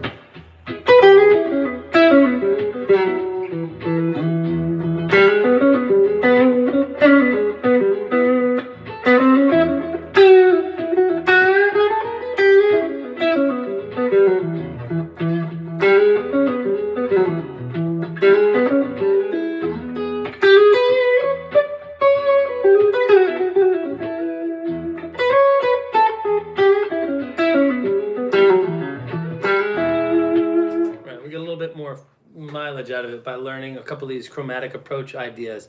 And we don't always have to gang them in those big groups of... Sorry.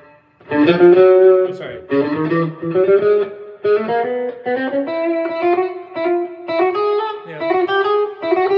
That's kind of easier, I think. But... Right?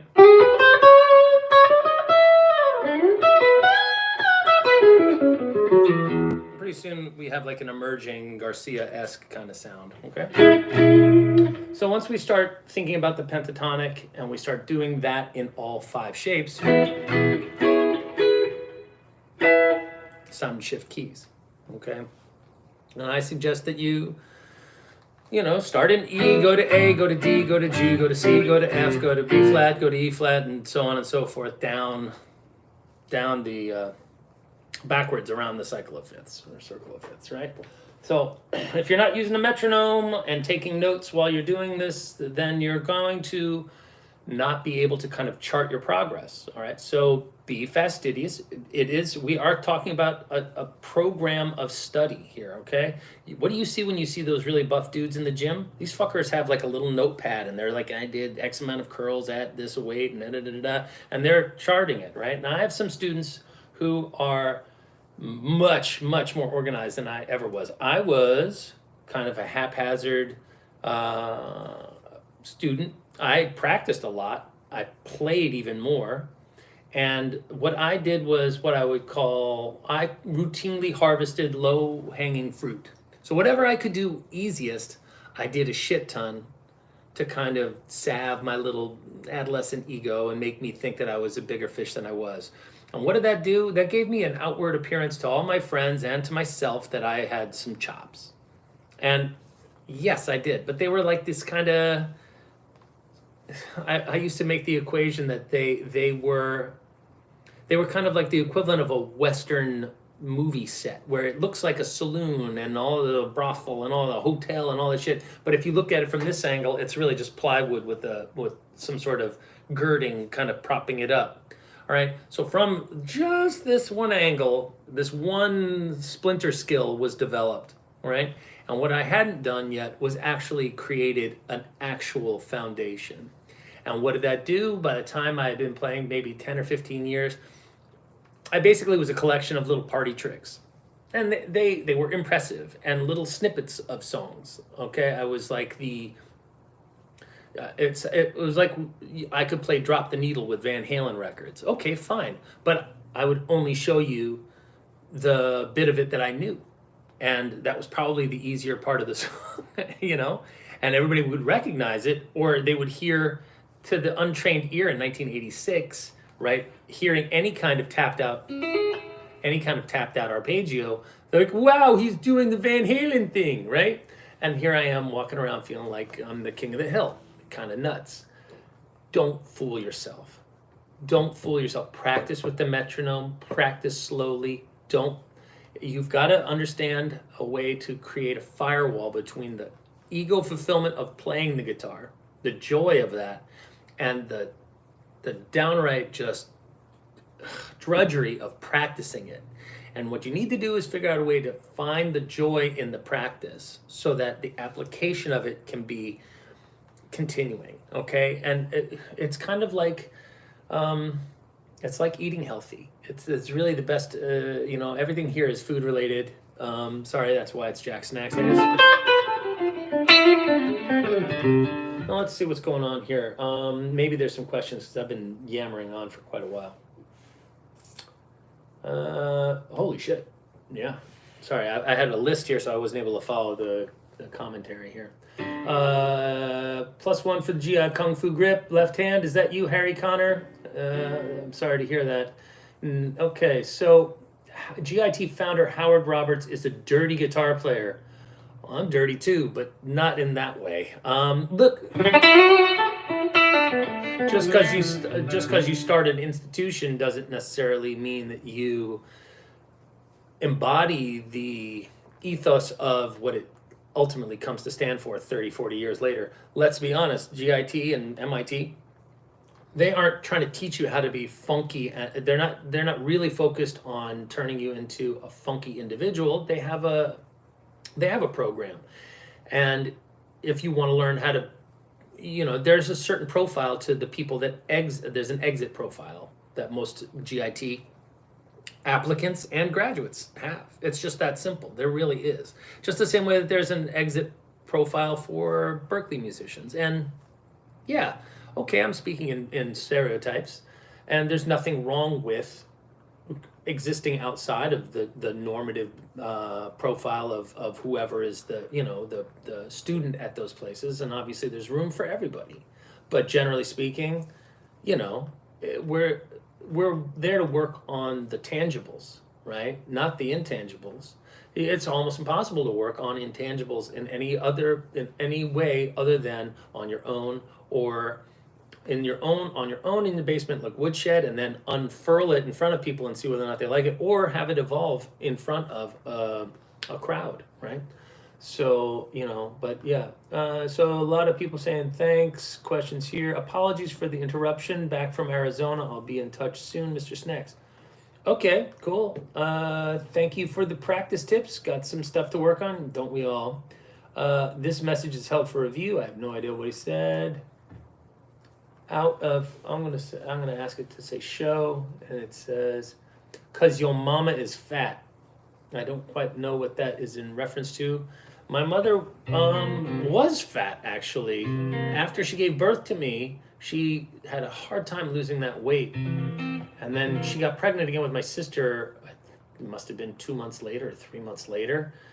We were Irish twins. And my mother, for 10 years, maybe 12 years, like my entire life, kept a picture of her in profile with a huge pregnant belly and like one of those, you've seen the arm with the extra arm doing that thing on the refrigerator to try to, inspire her to not gain back the weight. And, whatever, I think that she ended up managing her weight through nicotine.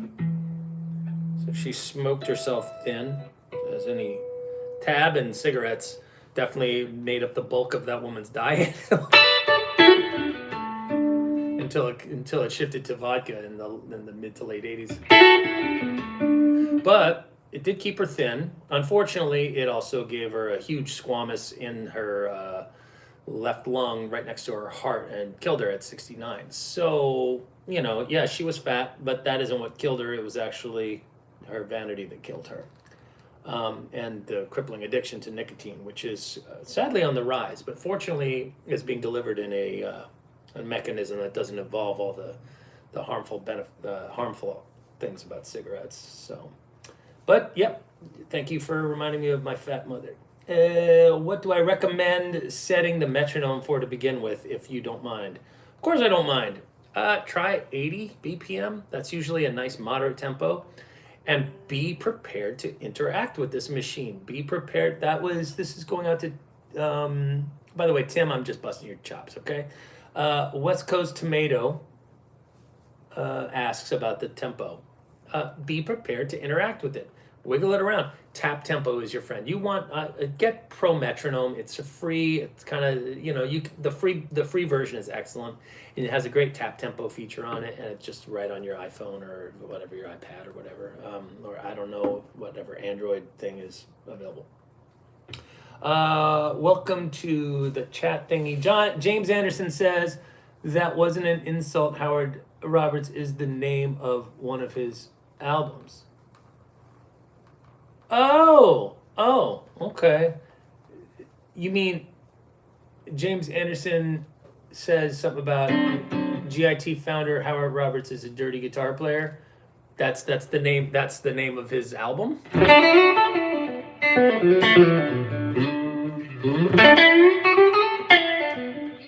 Sometimes, a little funk and a little mung on the note is like a good thing. I was producing a great band, and they needed a guitar solo done, and so I said, obviously, I'm great, happy to be your guitar solo. I'll just I'll be your stunt double, and so I went in there and I took a solo, and here's this fucking like sophisticated like solo in the middle of this alt rock band, and it sounded like it was a silk hat on a pig. Well, they weren't a pig, but it was the two didn't meet in any way stylistically, and so they teased me. They said, "Okay, shut up, Larry Carlton. Go away. We got to get somebody in here that knows how to not play quite like that. We can't." And I said, "Well, give me another chance to see if I could get on the record, because we were off the clock at that time, and we were all just kind of hanging out and drinking." And so they said, "We've got an idea. Why don't we get you stupid drunk and set you on the track, and maybe that'll take the edge off of maybe that'll remove some of the polish on you, and we'll make sure you have like a edgy voidoids, kind of like Richard Lloyd kind of tone, something that has a little bit more skronk to it and a little less smooth." And sure enough, I didn't emerge from the salon looking like the Zohan had gotten a hold of me and everything was like perfect, right? It had lost that sheen, and it sat in the track a little bit better. Ultimately, they ended up getting their guitar player. We ended up cobbling together a take that better represented the band, if I'm being honest. It seemed more like it was cut from the right cloth, and I miss those guys, Billy and Blaine. They started out as clients and kind of quickly became good friends, and then I always admired their composition and their production ideas. I thought we were a pretty good team. So anyway, back to the ideas of practicing here. West Coast Tomato says thank you. All right, so here we go. Let's see what else we got here. Now the next stage of talking about things like this is using arpeggios. Now arpeggios are kind of like the big boy pants version of scales, and kind of the next reasonable musical device to start to work with, okay? And that's where I would say we need to, park ourselves for a little while in the arpeggio world. Oh, we got another question here. Dang, AK Standard Time, late to this party. Oh, Ramsey, hey, brother. You can, in fact, rewatch the whole thing, but there's nothing going on here that you haven't heard before. Ramsey is a longtime student and good friend, I think, at this point. So, hey, I hope you're healing up all right there, buddy, and I'll see you tomorrow. So if we're going to be taking a moment to say, okay, we've got like all the right hand and left hand mechanics kind of squared away, how do we apply them to the most musical device we have? All right, it's not the scale, it's the arpeggio. Let's use the E chord that we have here stored in the looper. If we play the E major scale over top of this,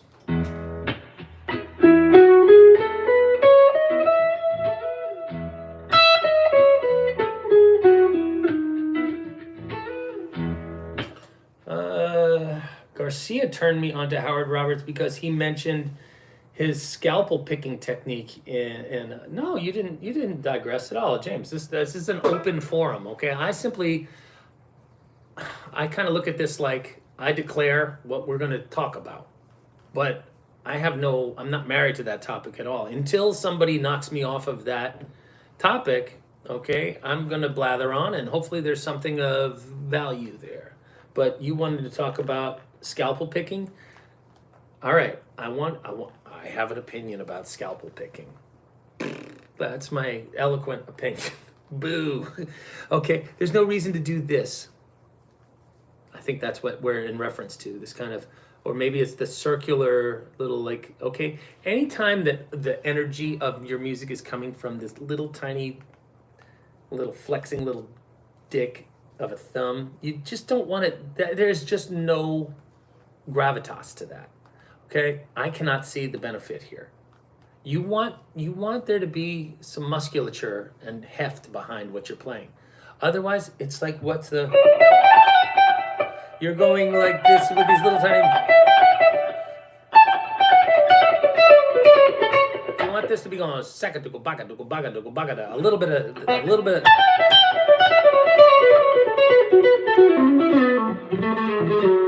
This kind of idea of going and containing all the motion here. There's a guy, I went to college at Pitzer College in Claremont, California, and there was a local shredosaurus that lived out there, a guy named Pebber Brown. And Pebber, P-E-B-B-E-R, Brown, was a rather opinionated and talented, I might add, but figure on the scene. And he played kind of like an accelerated Spirogyra kind of style, like music, but with fusion chops, and he was a monster. I mean, he absolutely burned the place to the ground. That said, I found his picking technique, and in general, he is a big fan of the little, that little thing. I personally find it to lack power and assertion. I don't think it has any. It doesn't have any, that kind of.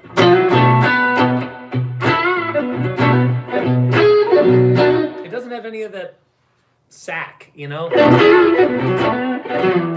need to have the hand moving to create rhythm, and consequently all of his stuff feels it's a flurry of notes, and anybody who's found their bliss utilizing that little thing, I'm not here to change that. No, I'm just telling you my experience was vastly different than that. I mean, the polar opposite of that.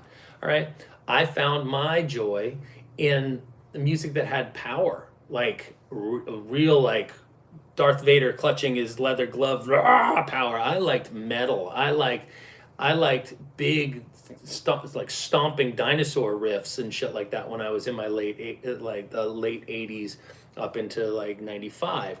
And then about 1994, my cousin lent me a dobro. He lent me with a metal disc in the middle of this like plywood guitar, and it came with a nut extension, so you could take it and set it up for lap steel. And so I took to that sound and started playing lap steel quite a bit.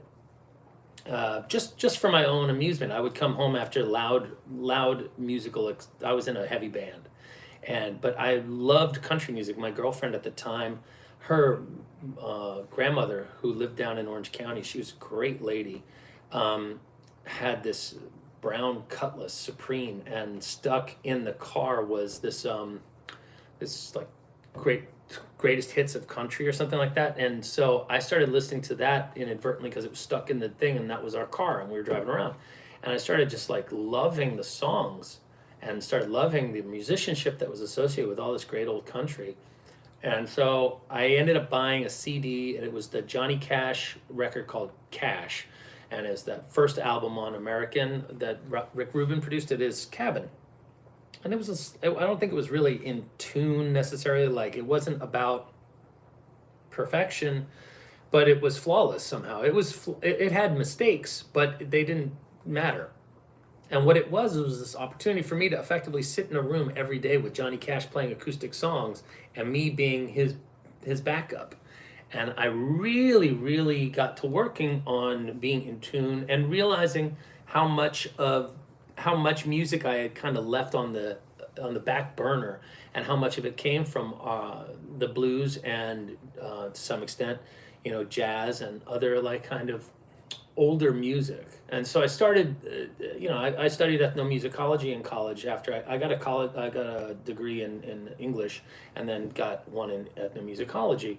And so the musicologist in me started like, Mr. Burnsing, and figuring out what was going on. And I got kind of aggressively into finding out about older music, and that kind of lit a fire under me. And I started working on what I literally started calling it my retirement plan. And it was like a way of kind of easing the ratio, like increasing the ratio between like the hard rock, obnoxious guitar playing that was working on when I was playing on the Sunset Strip and stuff like that in the late 80s, early 90s and that kind of stuff, and kind of pivoting towards a more earthy and rootsy approach. I started sitting in with players that wanted more like that kind of music, backing them up, singer-songwriters, lots of girls with tailors and stuff like that. Anyway, I ended up becoming a better musician for it, and consequently that opened the door for me to do more session work because I had more genres under my belt. And I started doing that when I started doing commercial work maybe 5 or 6 years later here in New York when I moved. So that's a little anecdote. So what do we see here? Garcia turned me onto that. Okay, I read it. For what it's worth, my buddy owns several Bob Weir guitars and lends stuff to DSO and Dead & Co. I've had the opportunity to see some great Jerry actors. None of them possess the feel that I have. Robert, thank you for that. I think that's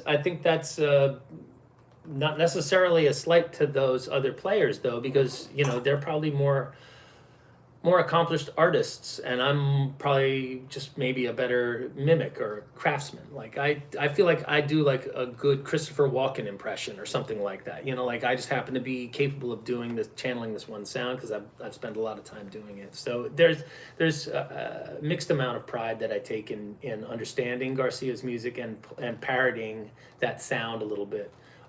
But I do appreciate your kind words. James says, I never got the technique to work either. It was just something I came across on my search.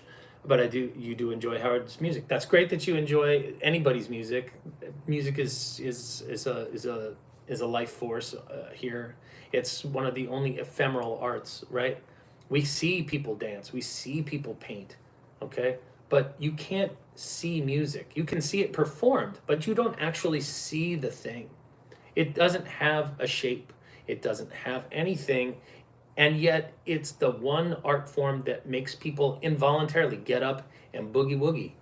I've never seen anybody simulate sexual behavior in front of an oil painting. Okay? There were fucking riots after the Rite of Spring. How is this possible that just hearing a combination of vibrations makes human beings get up and move or feel release like that? It's an incredible art form, and it's ephemeral. Like I said, it has no shape. So back to what I'm talking about.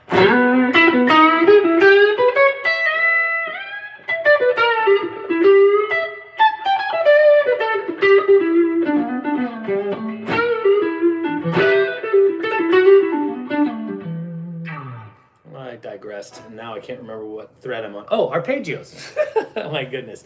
This is why my student likes to skip and use the fast forward button. Okay, so look, arpeggios are basically like triads on steroids, right? If we look at a triad, right,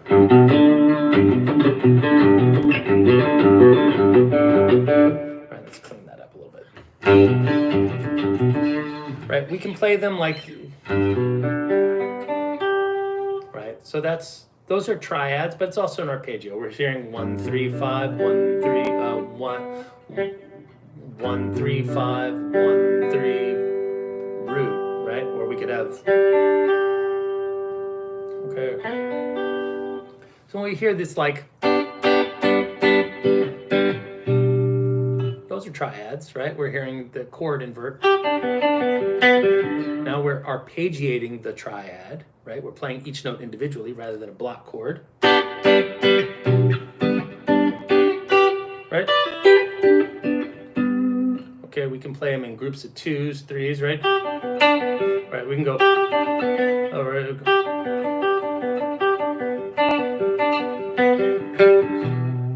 Right? All right, but some of the more, those shapes are obviously super important, right? We need to see the chord shapes. Right, so what I'll ask folks to do is first learn those shapes in block form. G, and I ask them to say G every time they play the G shape. G, G, G, G. Don't hold the G chord and go and think you're going to get any benefit. You need to play that top shape, then play that one, then play that one, then play that one, and pick up and move every time. By the way, you've got an E chord like that or like this. Make sure you do one coming this way and the other coming back. Or, sorry. Okay. I usually do this one coming. That sounds sharp.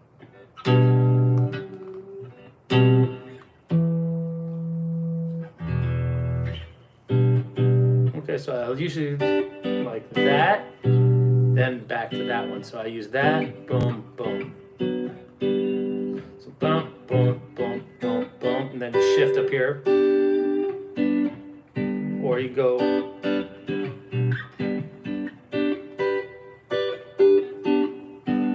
Okay, and soon we start to know how to go and play these little 3-note clusters. Then we arpeggiate them. Okay, and you want to make sure you're going and playing distinct. See how my fingers are lifting up? I'm not going.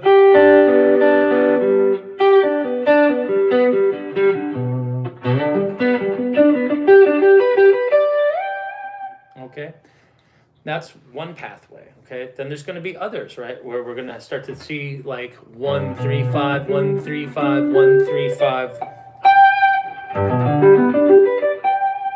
Okay, and we want to practice playing that with some degree of articulation. We don't want no slides, just, or even we can come up to the 5th.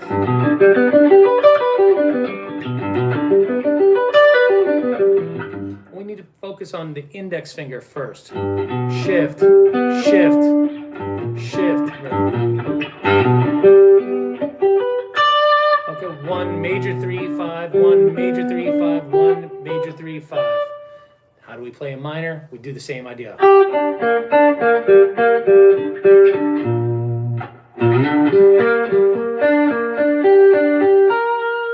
Okay, so we would do that with the triadic studies again. We would go,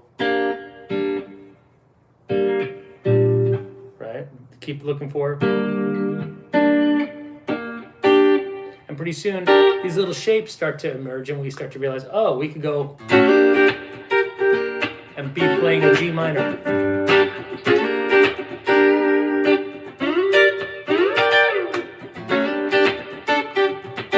Okay, and once we start arpeggiating those, then we're really off to the races. Okay, so we could look at. All right, now if we start to add other notes along the way, that's adding the second before the minor third. And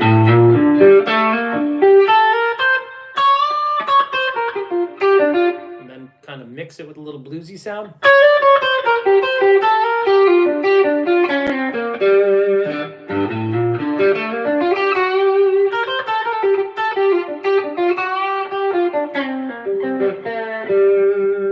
All right, we start getting a little bit more sass on there, right?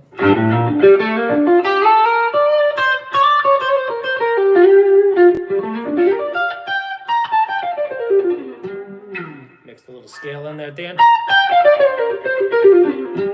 Little pentatonics, right? Sequence. sequenced pentatonics. Mwah, my favorite. Okay.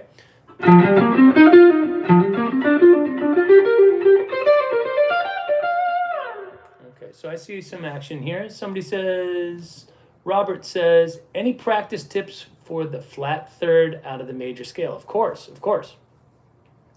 You've been playing to My Big River as a reference. Okay.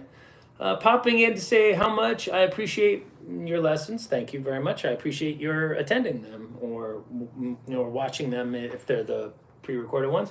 Thanks again for giving us something to latch onto. It's actually my pleasure. I do enjoy it. My wife is working in the kitchen, recuperating from her hip. She's on a conference call. I can't be upstairs, so I'm downstairs. So that's it. My son is asleep. He's on break. Okay, so let's learn those arpeggios again. Okay, you're very welcome. So if we're doing 1. Again, 1 and 2 and 3 and 4 and 1 and 2 and 3 and 4 and 1. We're arpeggiating, okay, or playing the triad individually. Right? Now, that's that. Now let's try it off the A string, okay? So this one ends on the 3rd, okay? Because we're starting down a string, so we're going to run out of options, okay? We'll get one less note. Okay, we can come up and grab the 5th here, I guess.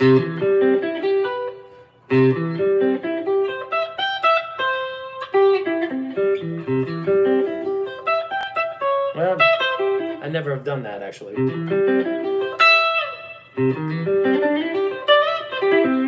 Right, we can start to use these highways as a little pathway to glory, right? Here, I'm using the flat third to approach as requested by Robert here. Okay, so here's a way of playing, if we were playing A, we could go.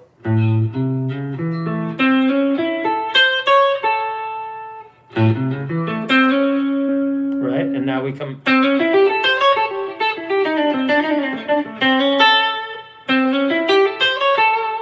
So that's our, there's an A7 chord shape.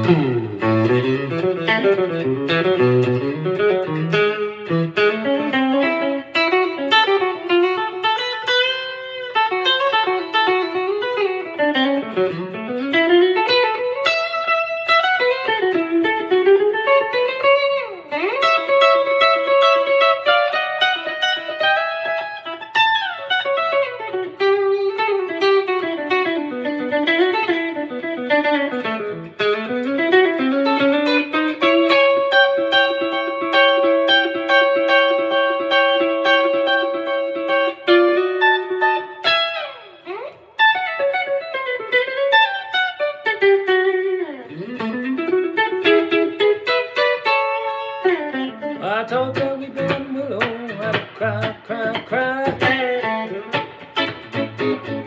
Right?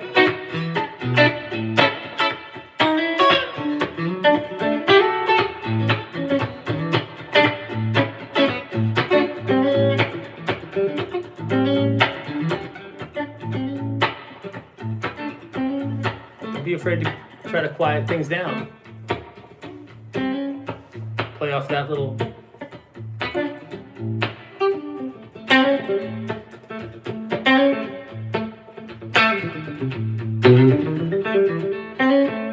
Okay, so Garcia's approach on Big River is kind of interesting. He's doing a lot of minor pentatonics with a shit ton of chromatics. All right, so he's looking at the triad here.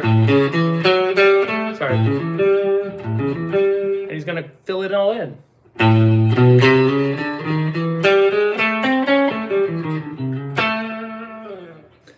All right, so Robert, some of the tricks that you're going to want to learn to do are if you start looking at rhythmic guitar shapes first, to play things like that, you'll do much better, in my opinion, because it'll kind of help you spell out where the roadmaps are. So if you look at going and just creating rhythmic figures with your right hand, whether they're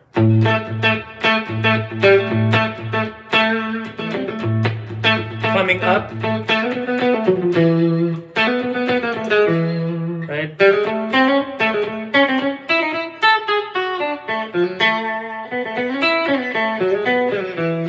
Oh, sorry.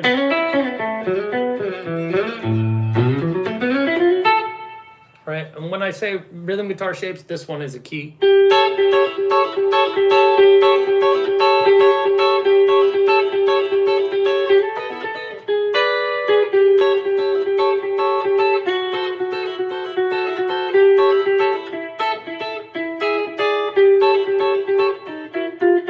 What was that? Oh, God.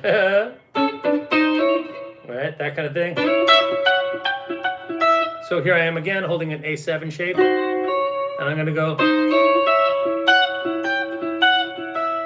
Dum bap ba dee da bap ba da ba da boom bap ba dee da bow. Right, so you go.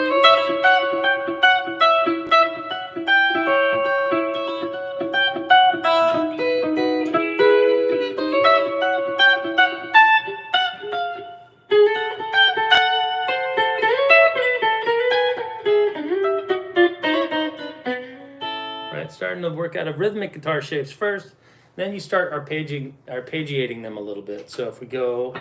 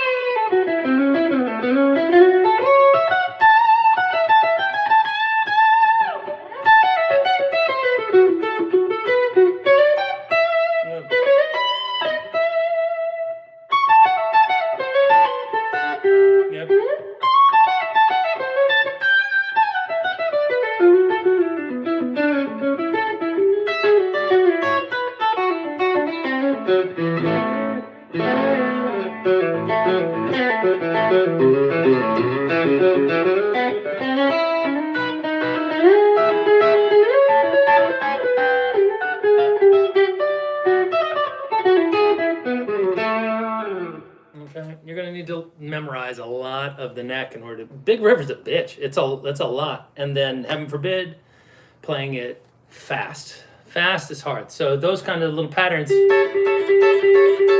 you can easily work them up into a. You need to think about the end use, right? Learning all these ideas really slowly that are complex. They're useless unless you have the technique to scale them up. So what you need to do is find something super simple, that you can do quickly. Now let's talk about the difference in picks. I just flung my blue one over through my shoulder. Sometimes you'll see me with the black one. Sometimes you'll see me with the blue one. There we go. Whoa, there it is. They're all over here. It's like dandruff around my work area here. All right. So the Garcia, latter era Garcia utilized this kind of, this super thick 2 millimeter black graphite joint, right? Has a very percussive, kind of glassy.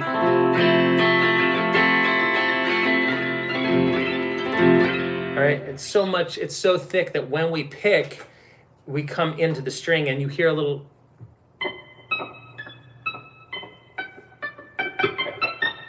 That effect is minimized with a slightly softer material. Jazz 3, little guy, right? The softer and smaller they get, the less you hear that. This is thick, again, thick plastic. Okay, this is tortoiseshell. So what we can do is pick in this space, all right, behind the pickup. That minimizes that sound. The second we get on the front side of the middle pickup, so back here we're not going to hear nearly as much of that as we would if we were in front of it. Just so you know, if you don't like the sound, if you're in the middle pickup and you're hearing too much chirp, right? Let's say you've got one of these thick monsters and you're going,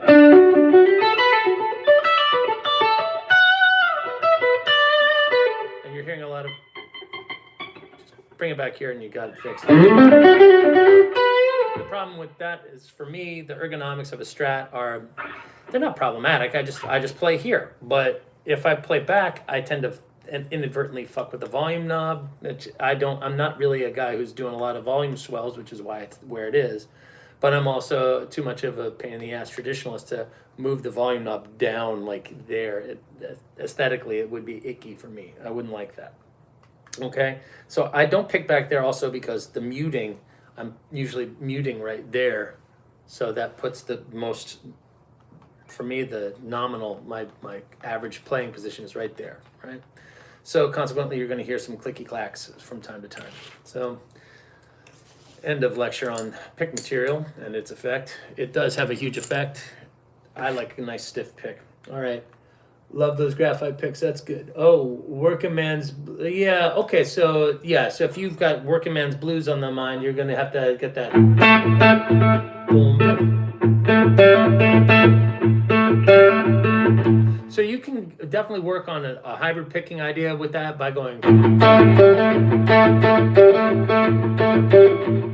Right, learning how to do that, okay, with the pick is a good picking exercise.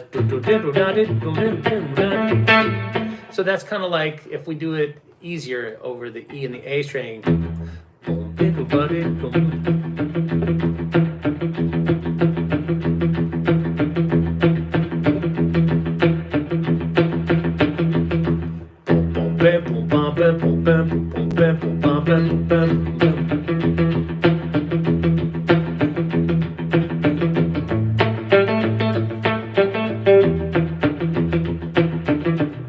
Basically, it's what I said, or something like that, by Ray Charles, right? Once we get that kind of syncopated rhythm together, try doing it with the hook of your finger and skipping the octave. And if you can go and get this kind of thing happening, then you're in good shape. And I have the hardest time figuring out if I'm going.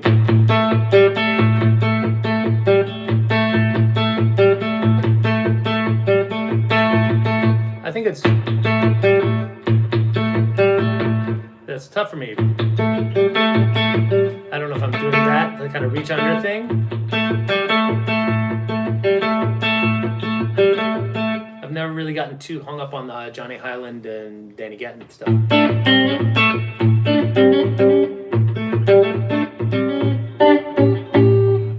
But man, oh man, having gone to Robert's Western World a few times, I've learned what a real man looks like when he plays the guitar, and it don't look like me. Man, those guys, woo! They're just killing. Something in the water down there in Nashville. Something different. All right, so if we're looking at arpeggios, that's a start. All right, those are like traditional arpeggios, just like if we were looking at this. And that's a lot. And I don't really live out of this world. That's what my old guitar teacher, Eric Horn, taught me. 1 and 2. And so we've got 2 notes, 1 note, 1 note, 2 notes at the top. And there's all this kind of laying it down and having to reach over your finger. And it doesn't loop. It does 1 and 2 and 3 and 4 and 1 and 2 and 3 and 4 and 1 and 2 and 3. And all of a sudden it doesn't. You have to do 1 and 2 and 3 and 4 and 1 and 2 and 3 and 4 and 1 and 2. Right? All right. And it's just kind of hard to visualize the one note per string. All right. And so, I mean, granted, but this is just. All right. You're going to need to do that. You're going to want to do this. That one. Or is it, a lot of times we were doing this, or kind of taking that, kind of cumbersome and difficult to get to, right? So not really my favorite, all right? And again, those are triadic arpeggios. Those are arpeggiated triads, right? That's different than taking a seventh chord, right? So when we think about the modes, usually the way it's built is out of our major scale. We're going to play every other note in our arpeggio to form a chord. 1, skip, 2, play, 3, skip, 4, play, 5. And lo and behold, there's our triad. We're going to need that knowledge, and then we're going to take it one step further in the formula. 1, skip, 2, play, 3, skip, 4, play, 5, skip, 6, play, 7.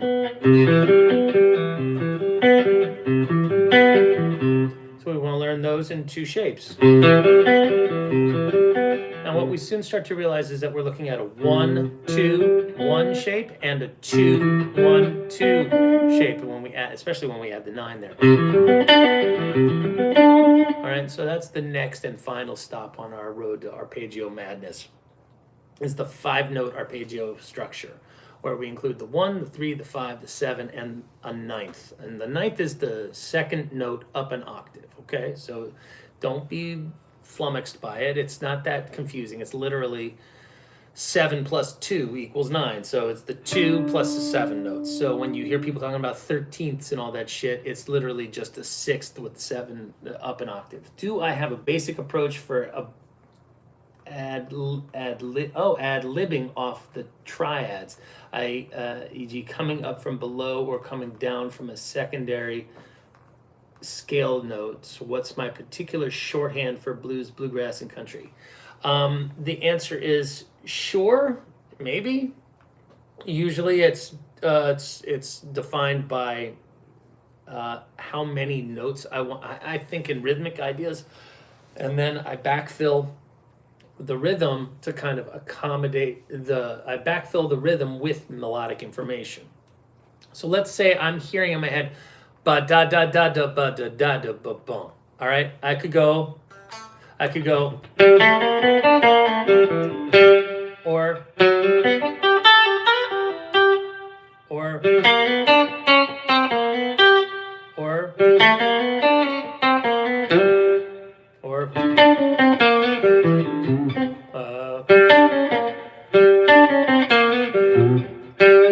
okay, so I think in terms of, but I'm always thinking like drum fills. So when you're driving down when you're thinking, you know,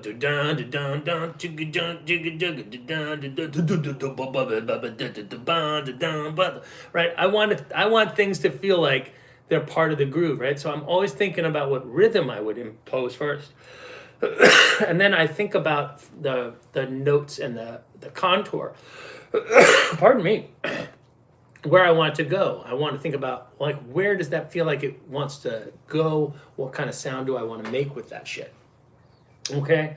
And so I'm definitely thinking about that. And there is associated vocabulary already in place from doing, say, transcribing certain songs or learning the head to, like a bluegrass song or something like that. So if I'm going...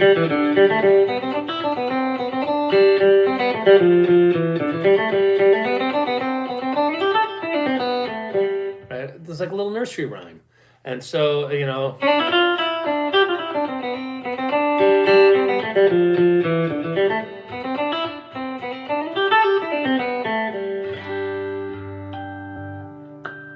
Okay, that kind of thing comes in really handy for understanding. I'm like kind of thinking about rhythmic patterns. I get lost in it. Then you start to modify that.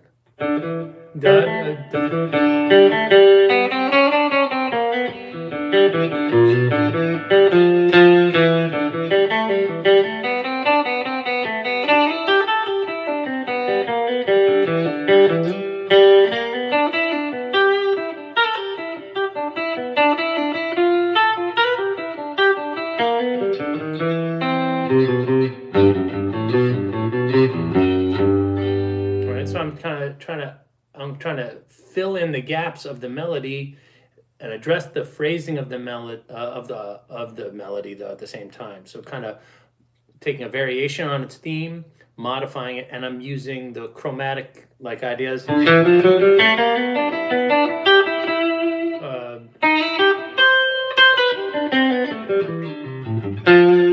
Right? Okay, so I'm going da. I'm literally filling in every 16th note there. All right.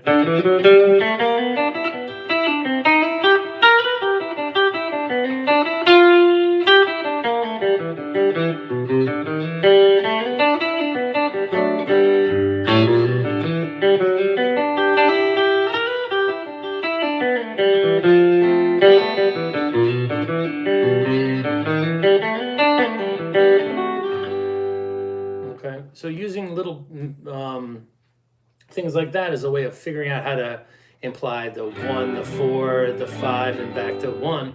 That was just so valuable. The time I spent down in the bluegrass mines was really very helpful. So even a simple song like A Red-Haired Boy, that's just a great idea to start to onboard how to connect ideas rhythmically utilizing chord tones. And those are basic chords, but they're amazing.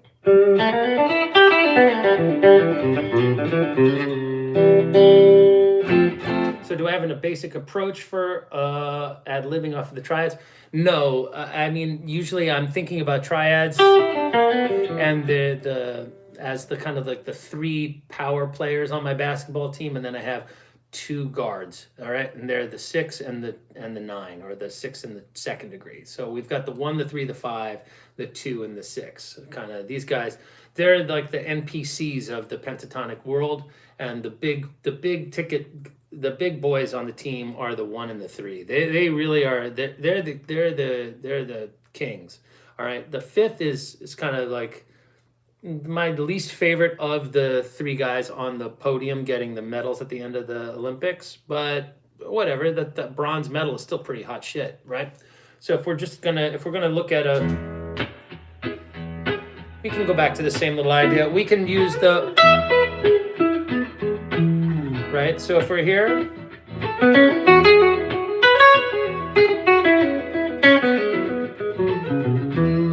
okay, so that's just using the pentatonics, right?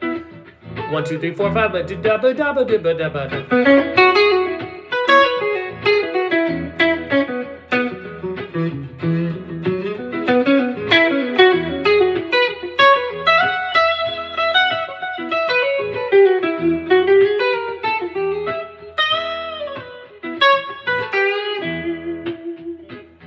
And then at that point, I'm starting to introduce a couple of extra chromatic ideas. This idea, that's a huge part of how to get in and out of different positions, right? And then there's an ascending version of that, right? It's coming up this highway or down. All right, you definitely want that. Okay, then in and out of every third that you hit, rather than approaching it like on the downbeat, don't go.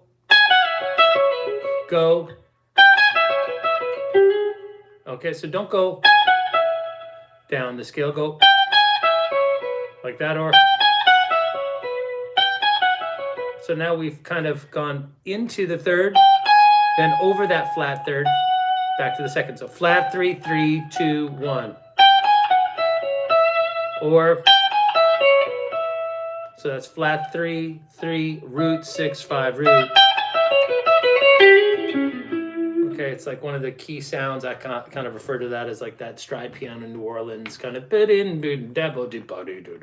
of think like I want to sound like a little bit of a Dr. John vibe in there, right? So if I've got that dialed in right, we're going to hear that.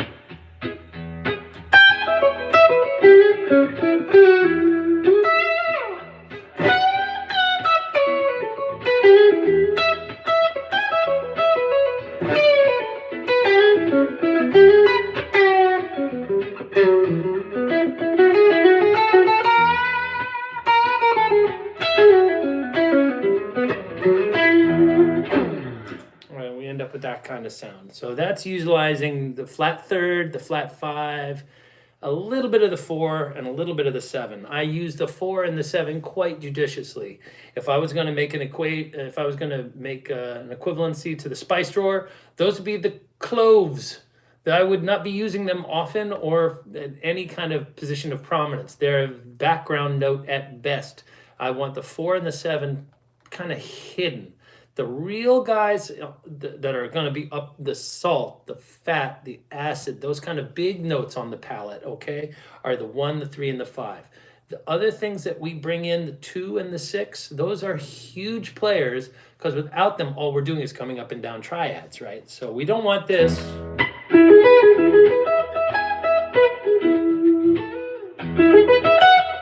We need that.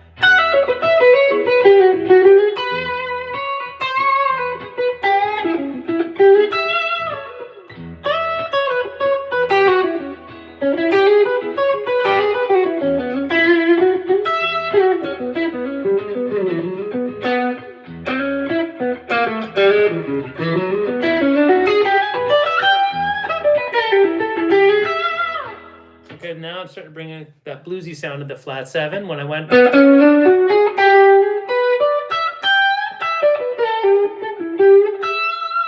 Okay, now I'm getting it to really kind of have a little stank to it, and it still sounds kind of angelic because of all that reverb and the little harmonics and things like that. But that's really mostly derived from just an understanding of the pentatonic. And then those approach tones into the third. So there I am doing that idea, but out of E, right?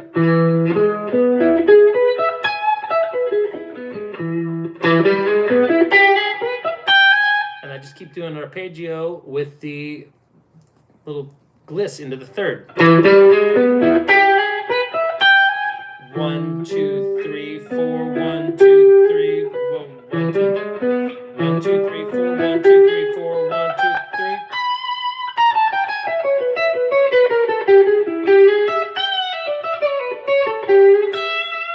So then at the very end of that, to give it a little bluesy sound, I'll come back through.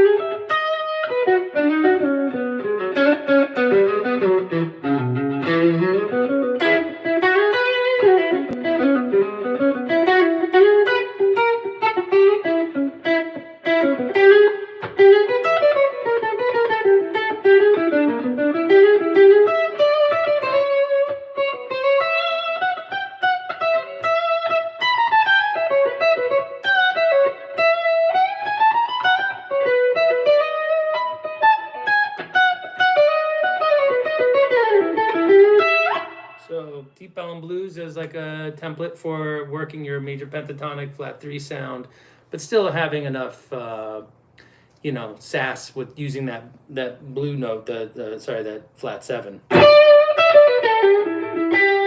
gonna need to be able to channel that toughness when we need it, but by and large be playing out of the sweetness. So it's all about like kind of palette control. Okay, so you're asking if there's any secondary notes. Yeah, I'm coming up through each note in the triad usually can have that, like 1 note approach tone or even a 2. So that's quite a lot. And then we could maybe even think about, like I said, those chromatic connections between.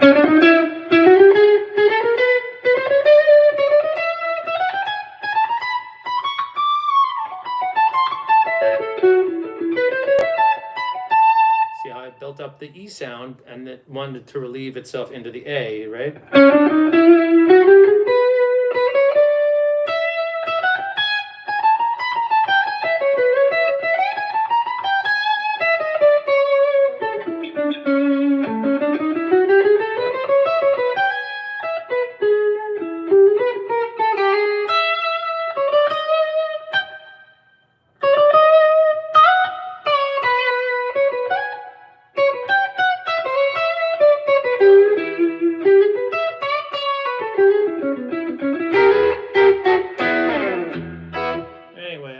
That to be hours of enjoyment is working that kind of Garcia palette of, it's bluesy, but it's major, you know? It's definitely not like...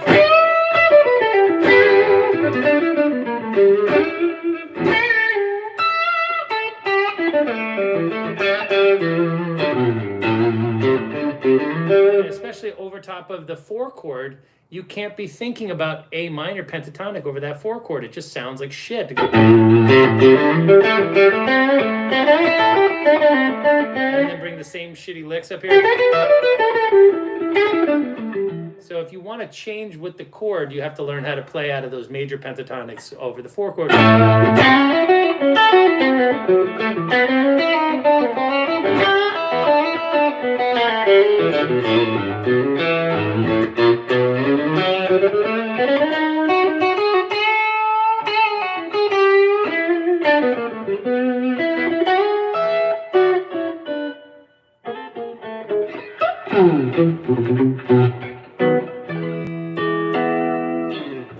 All right, I don't think there's too much more to talk about other than Tim Miller. And Tim Miller is the guy that redefined my arpeggio game. And then that'll be the end of this whole thing, because this is a fucking long little bit of... This is an Alpha's hour, is literally plural. All right, you want to try to incorporate this as in more of an advanced study, in my opinion. But you want to find the generic shape that's going to describe the major 7 sound, the minor 7 sound, the dominant sound, and the half diminished sound, okay, of chords. Why? Those are the 4 types of chords that make up the harmonized major scale, okay? That means if we do that 1, 3, 5, 7 type of sound, right? That's a major 7, minor 7, major 7, dominant 7, minor 7 flat 5, half diminished is another word for it, and then back to, so we can hear do, re, mi, fa, sol, la, ti, do, re, mi, fa, sol, la, sorry, sol, la, ti, do, la, da, da, da,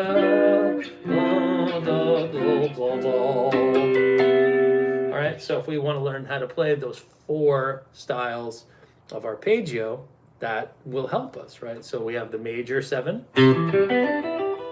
works over 1 and the 4.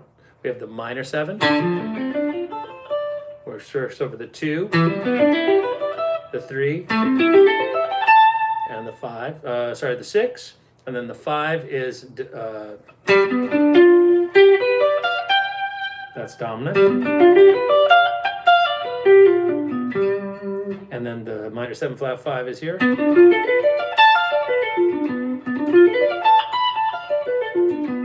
And that'll handle the half diminished chord. So we could literally harmonize our way up the scale in arpeggios.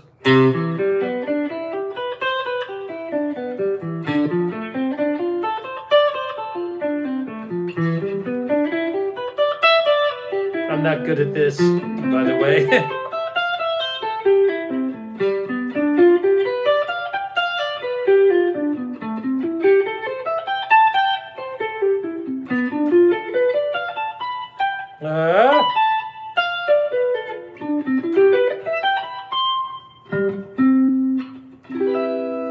All right.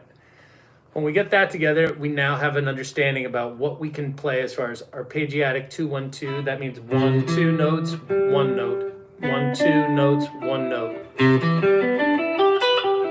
Tim Miller is a fucking genius. All right, it does require some hand stretchies, okay? So you're gonna wanna learn these positions here and here.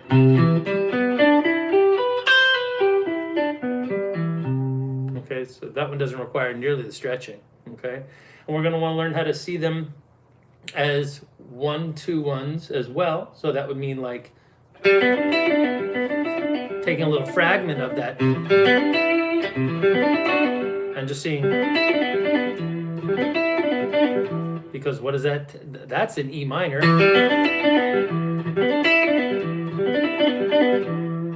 All right, if we take it just from the G, it's going to be a G6 sound.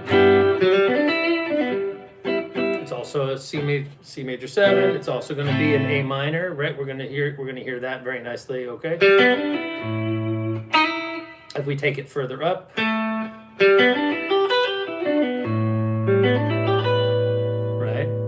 It'll probably sound nice over F major 7.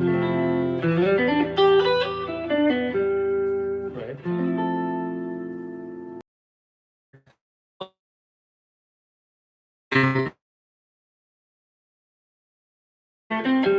of course, those little fragments are all going to sound like.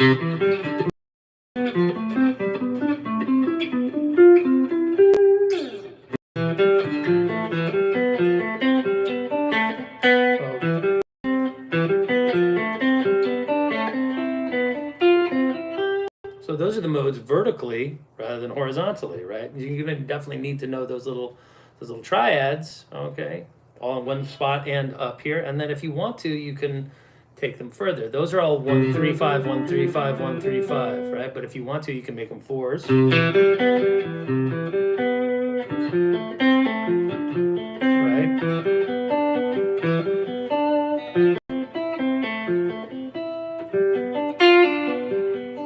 Looks like a little G7 chord. It is. That's our 1 2 3 4 5th. That's the dominant chord.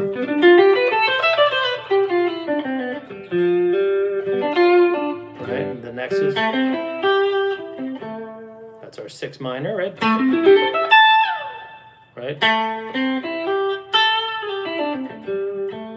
Okay, last but not least, our minor 7 flat 5 looks like the.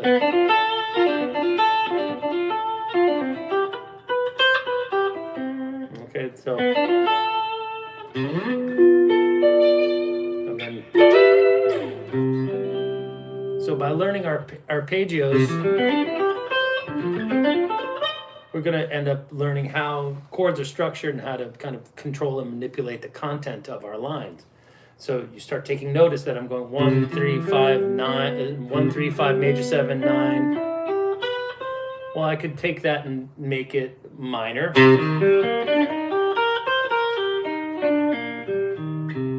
I can take it and add a 6th to it and make it more of a Dorian sound.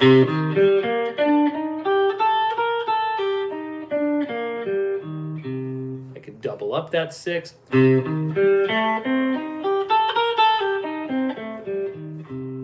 I can add a flat 5 and make it diminished. Right?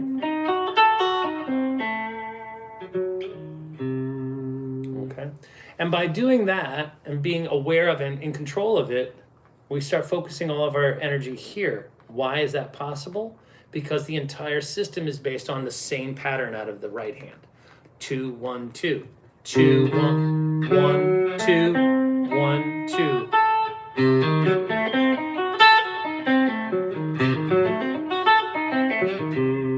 All right, or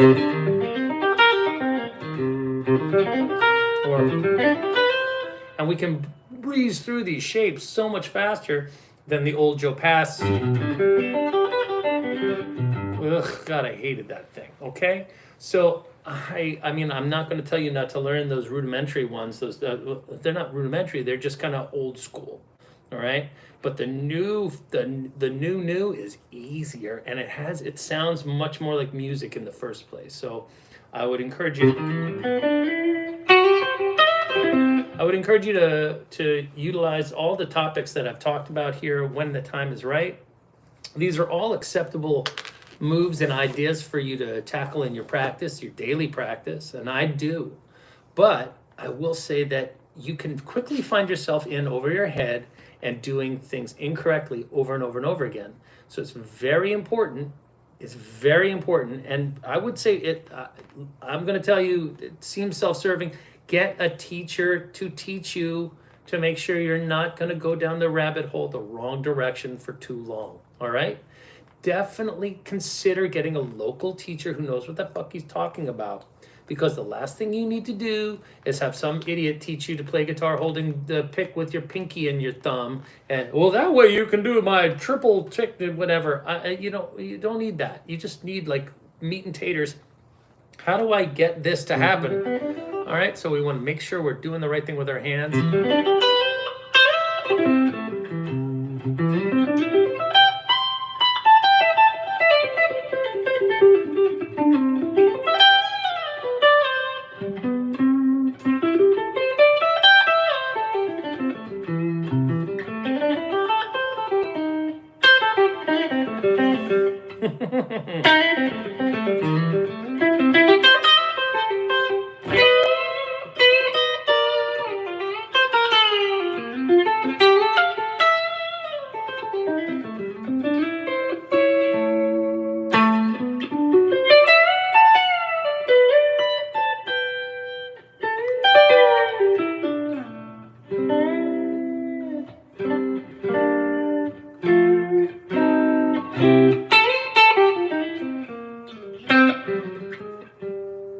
Bye-bye. All right, I will see you guys later. I've got to straighten up this room and go run some errands. Got practice for this evening. I wish you well, my friends. Thank you for joining me for what is arguably, I think this may be the longest I've spent online babbling.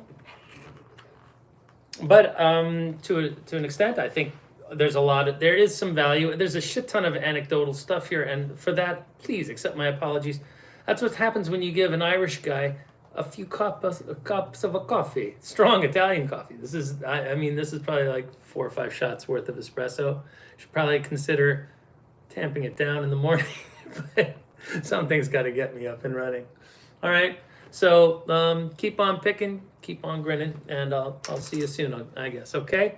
By the way, if anybody here is a New Yorker and they want to come out and see old Jack play, I'm playing down at the Bitter End next week.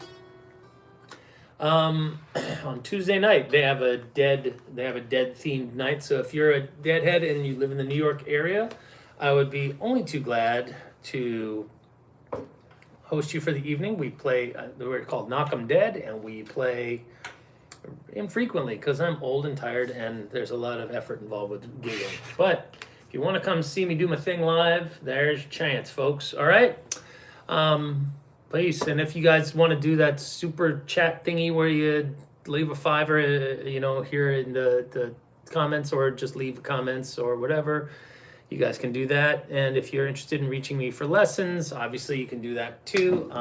You can text me at 917-806-2601 or email Jack_Divine, spelled Devine. I am Irish, not holy. Okay, Jack_Divine at hotmail.com. All right, I will catch you all later. And wow, 152 fucking minutes. Jesus Christ, that's a long time. All right, take care, gentlemen. I'll see you later. Bye-bye time. There we go. Goodbye. Come on.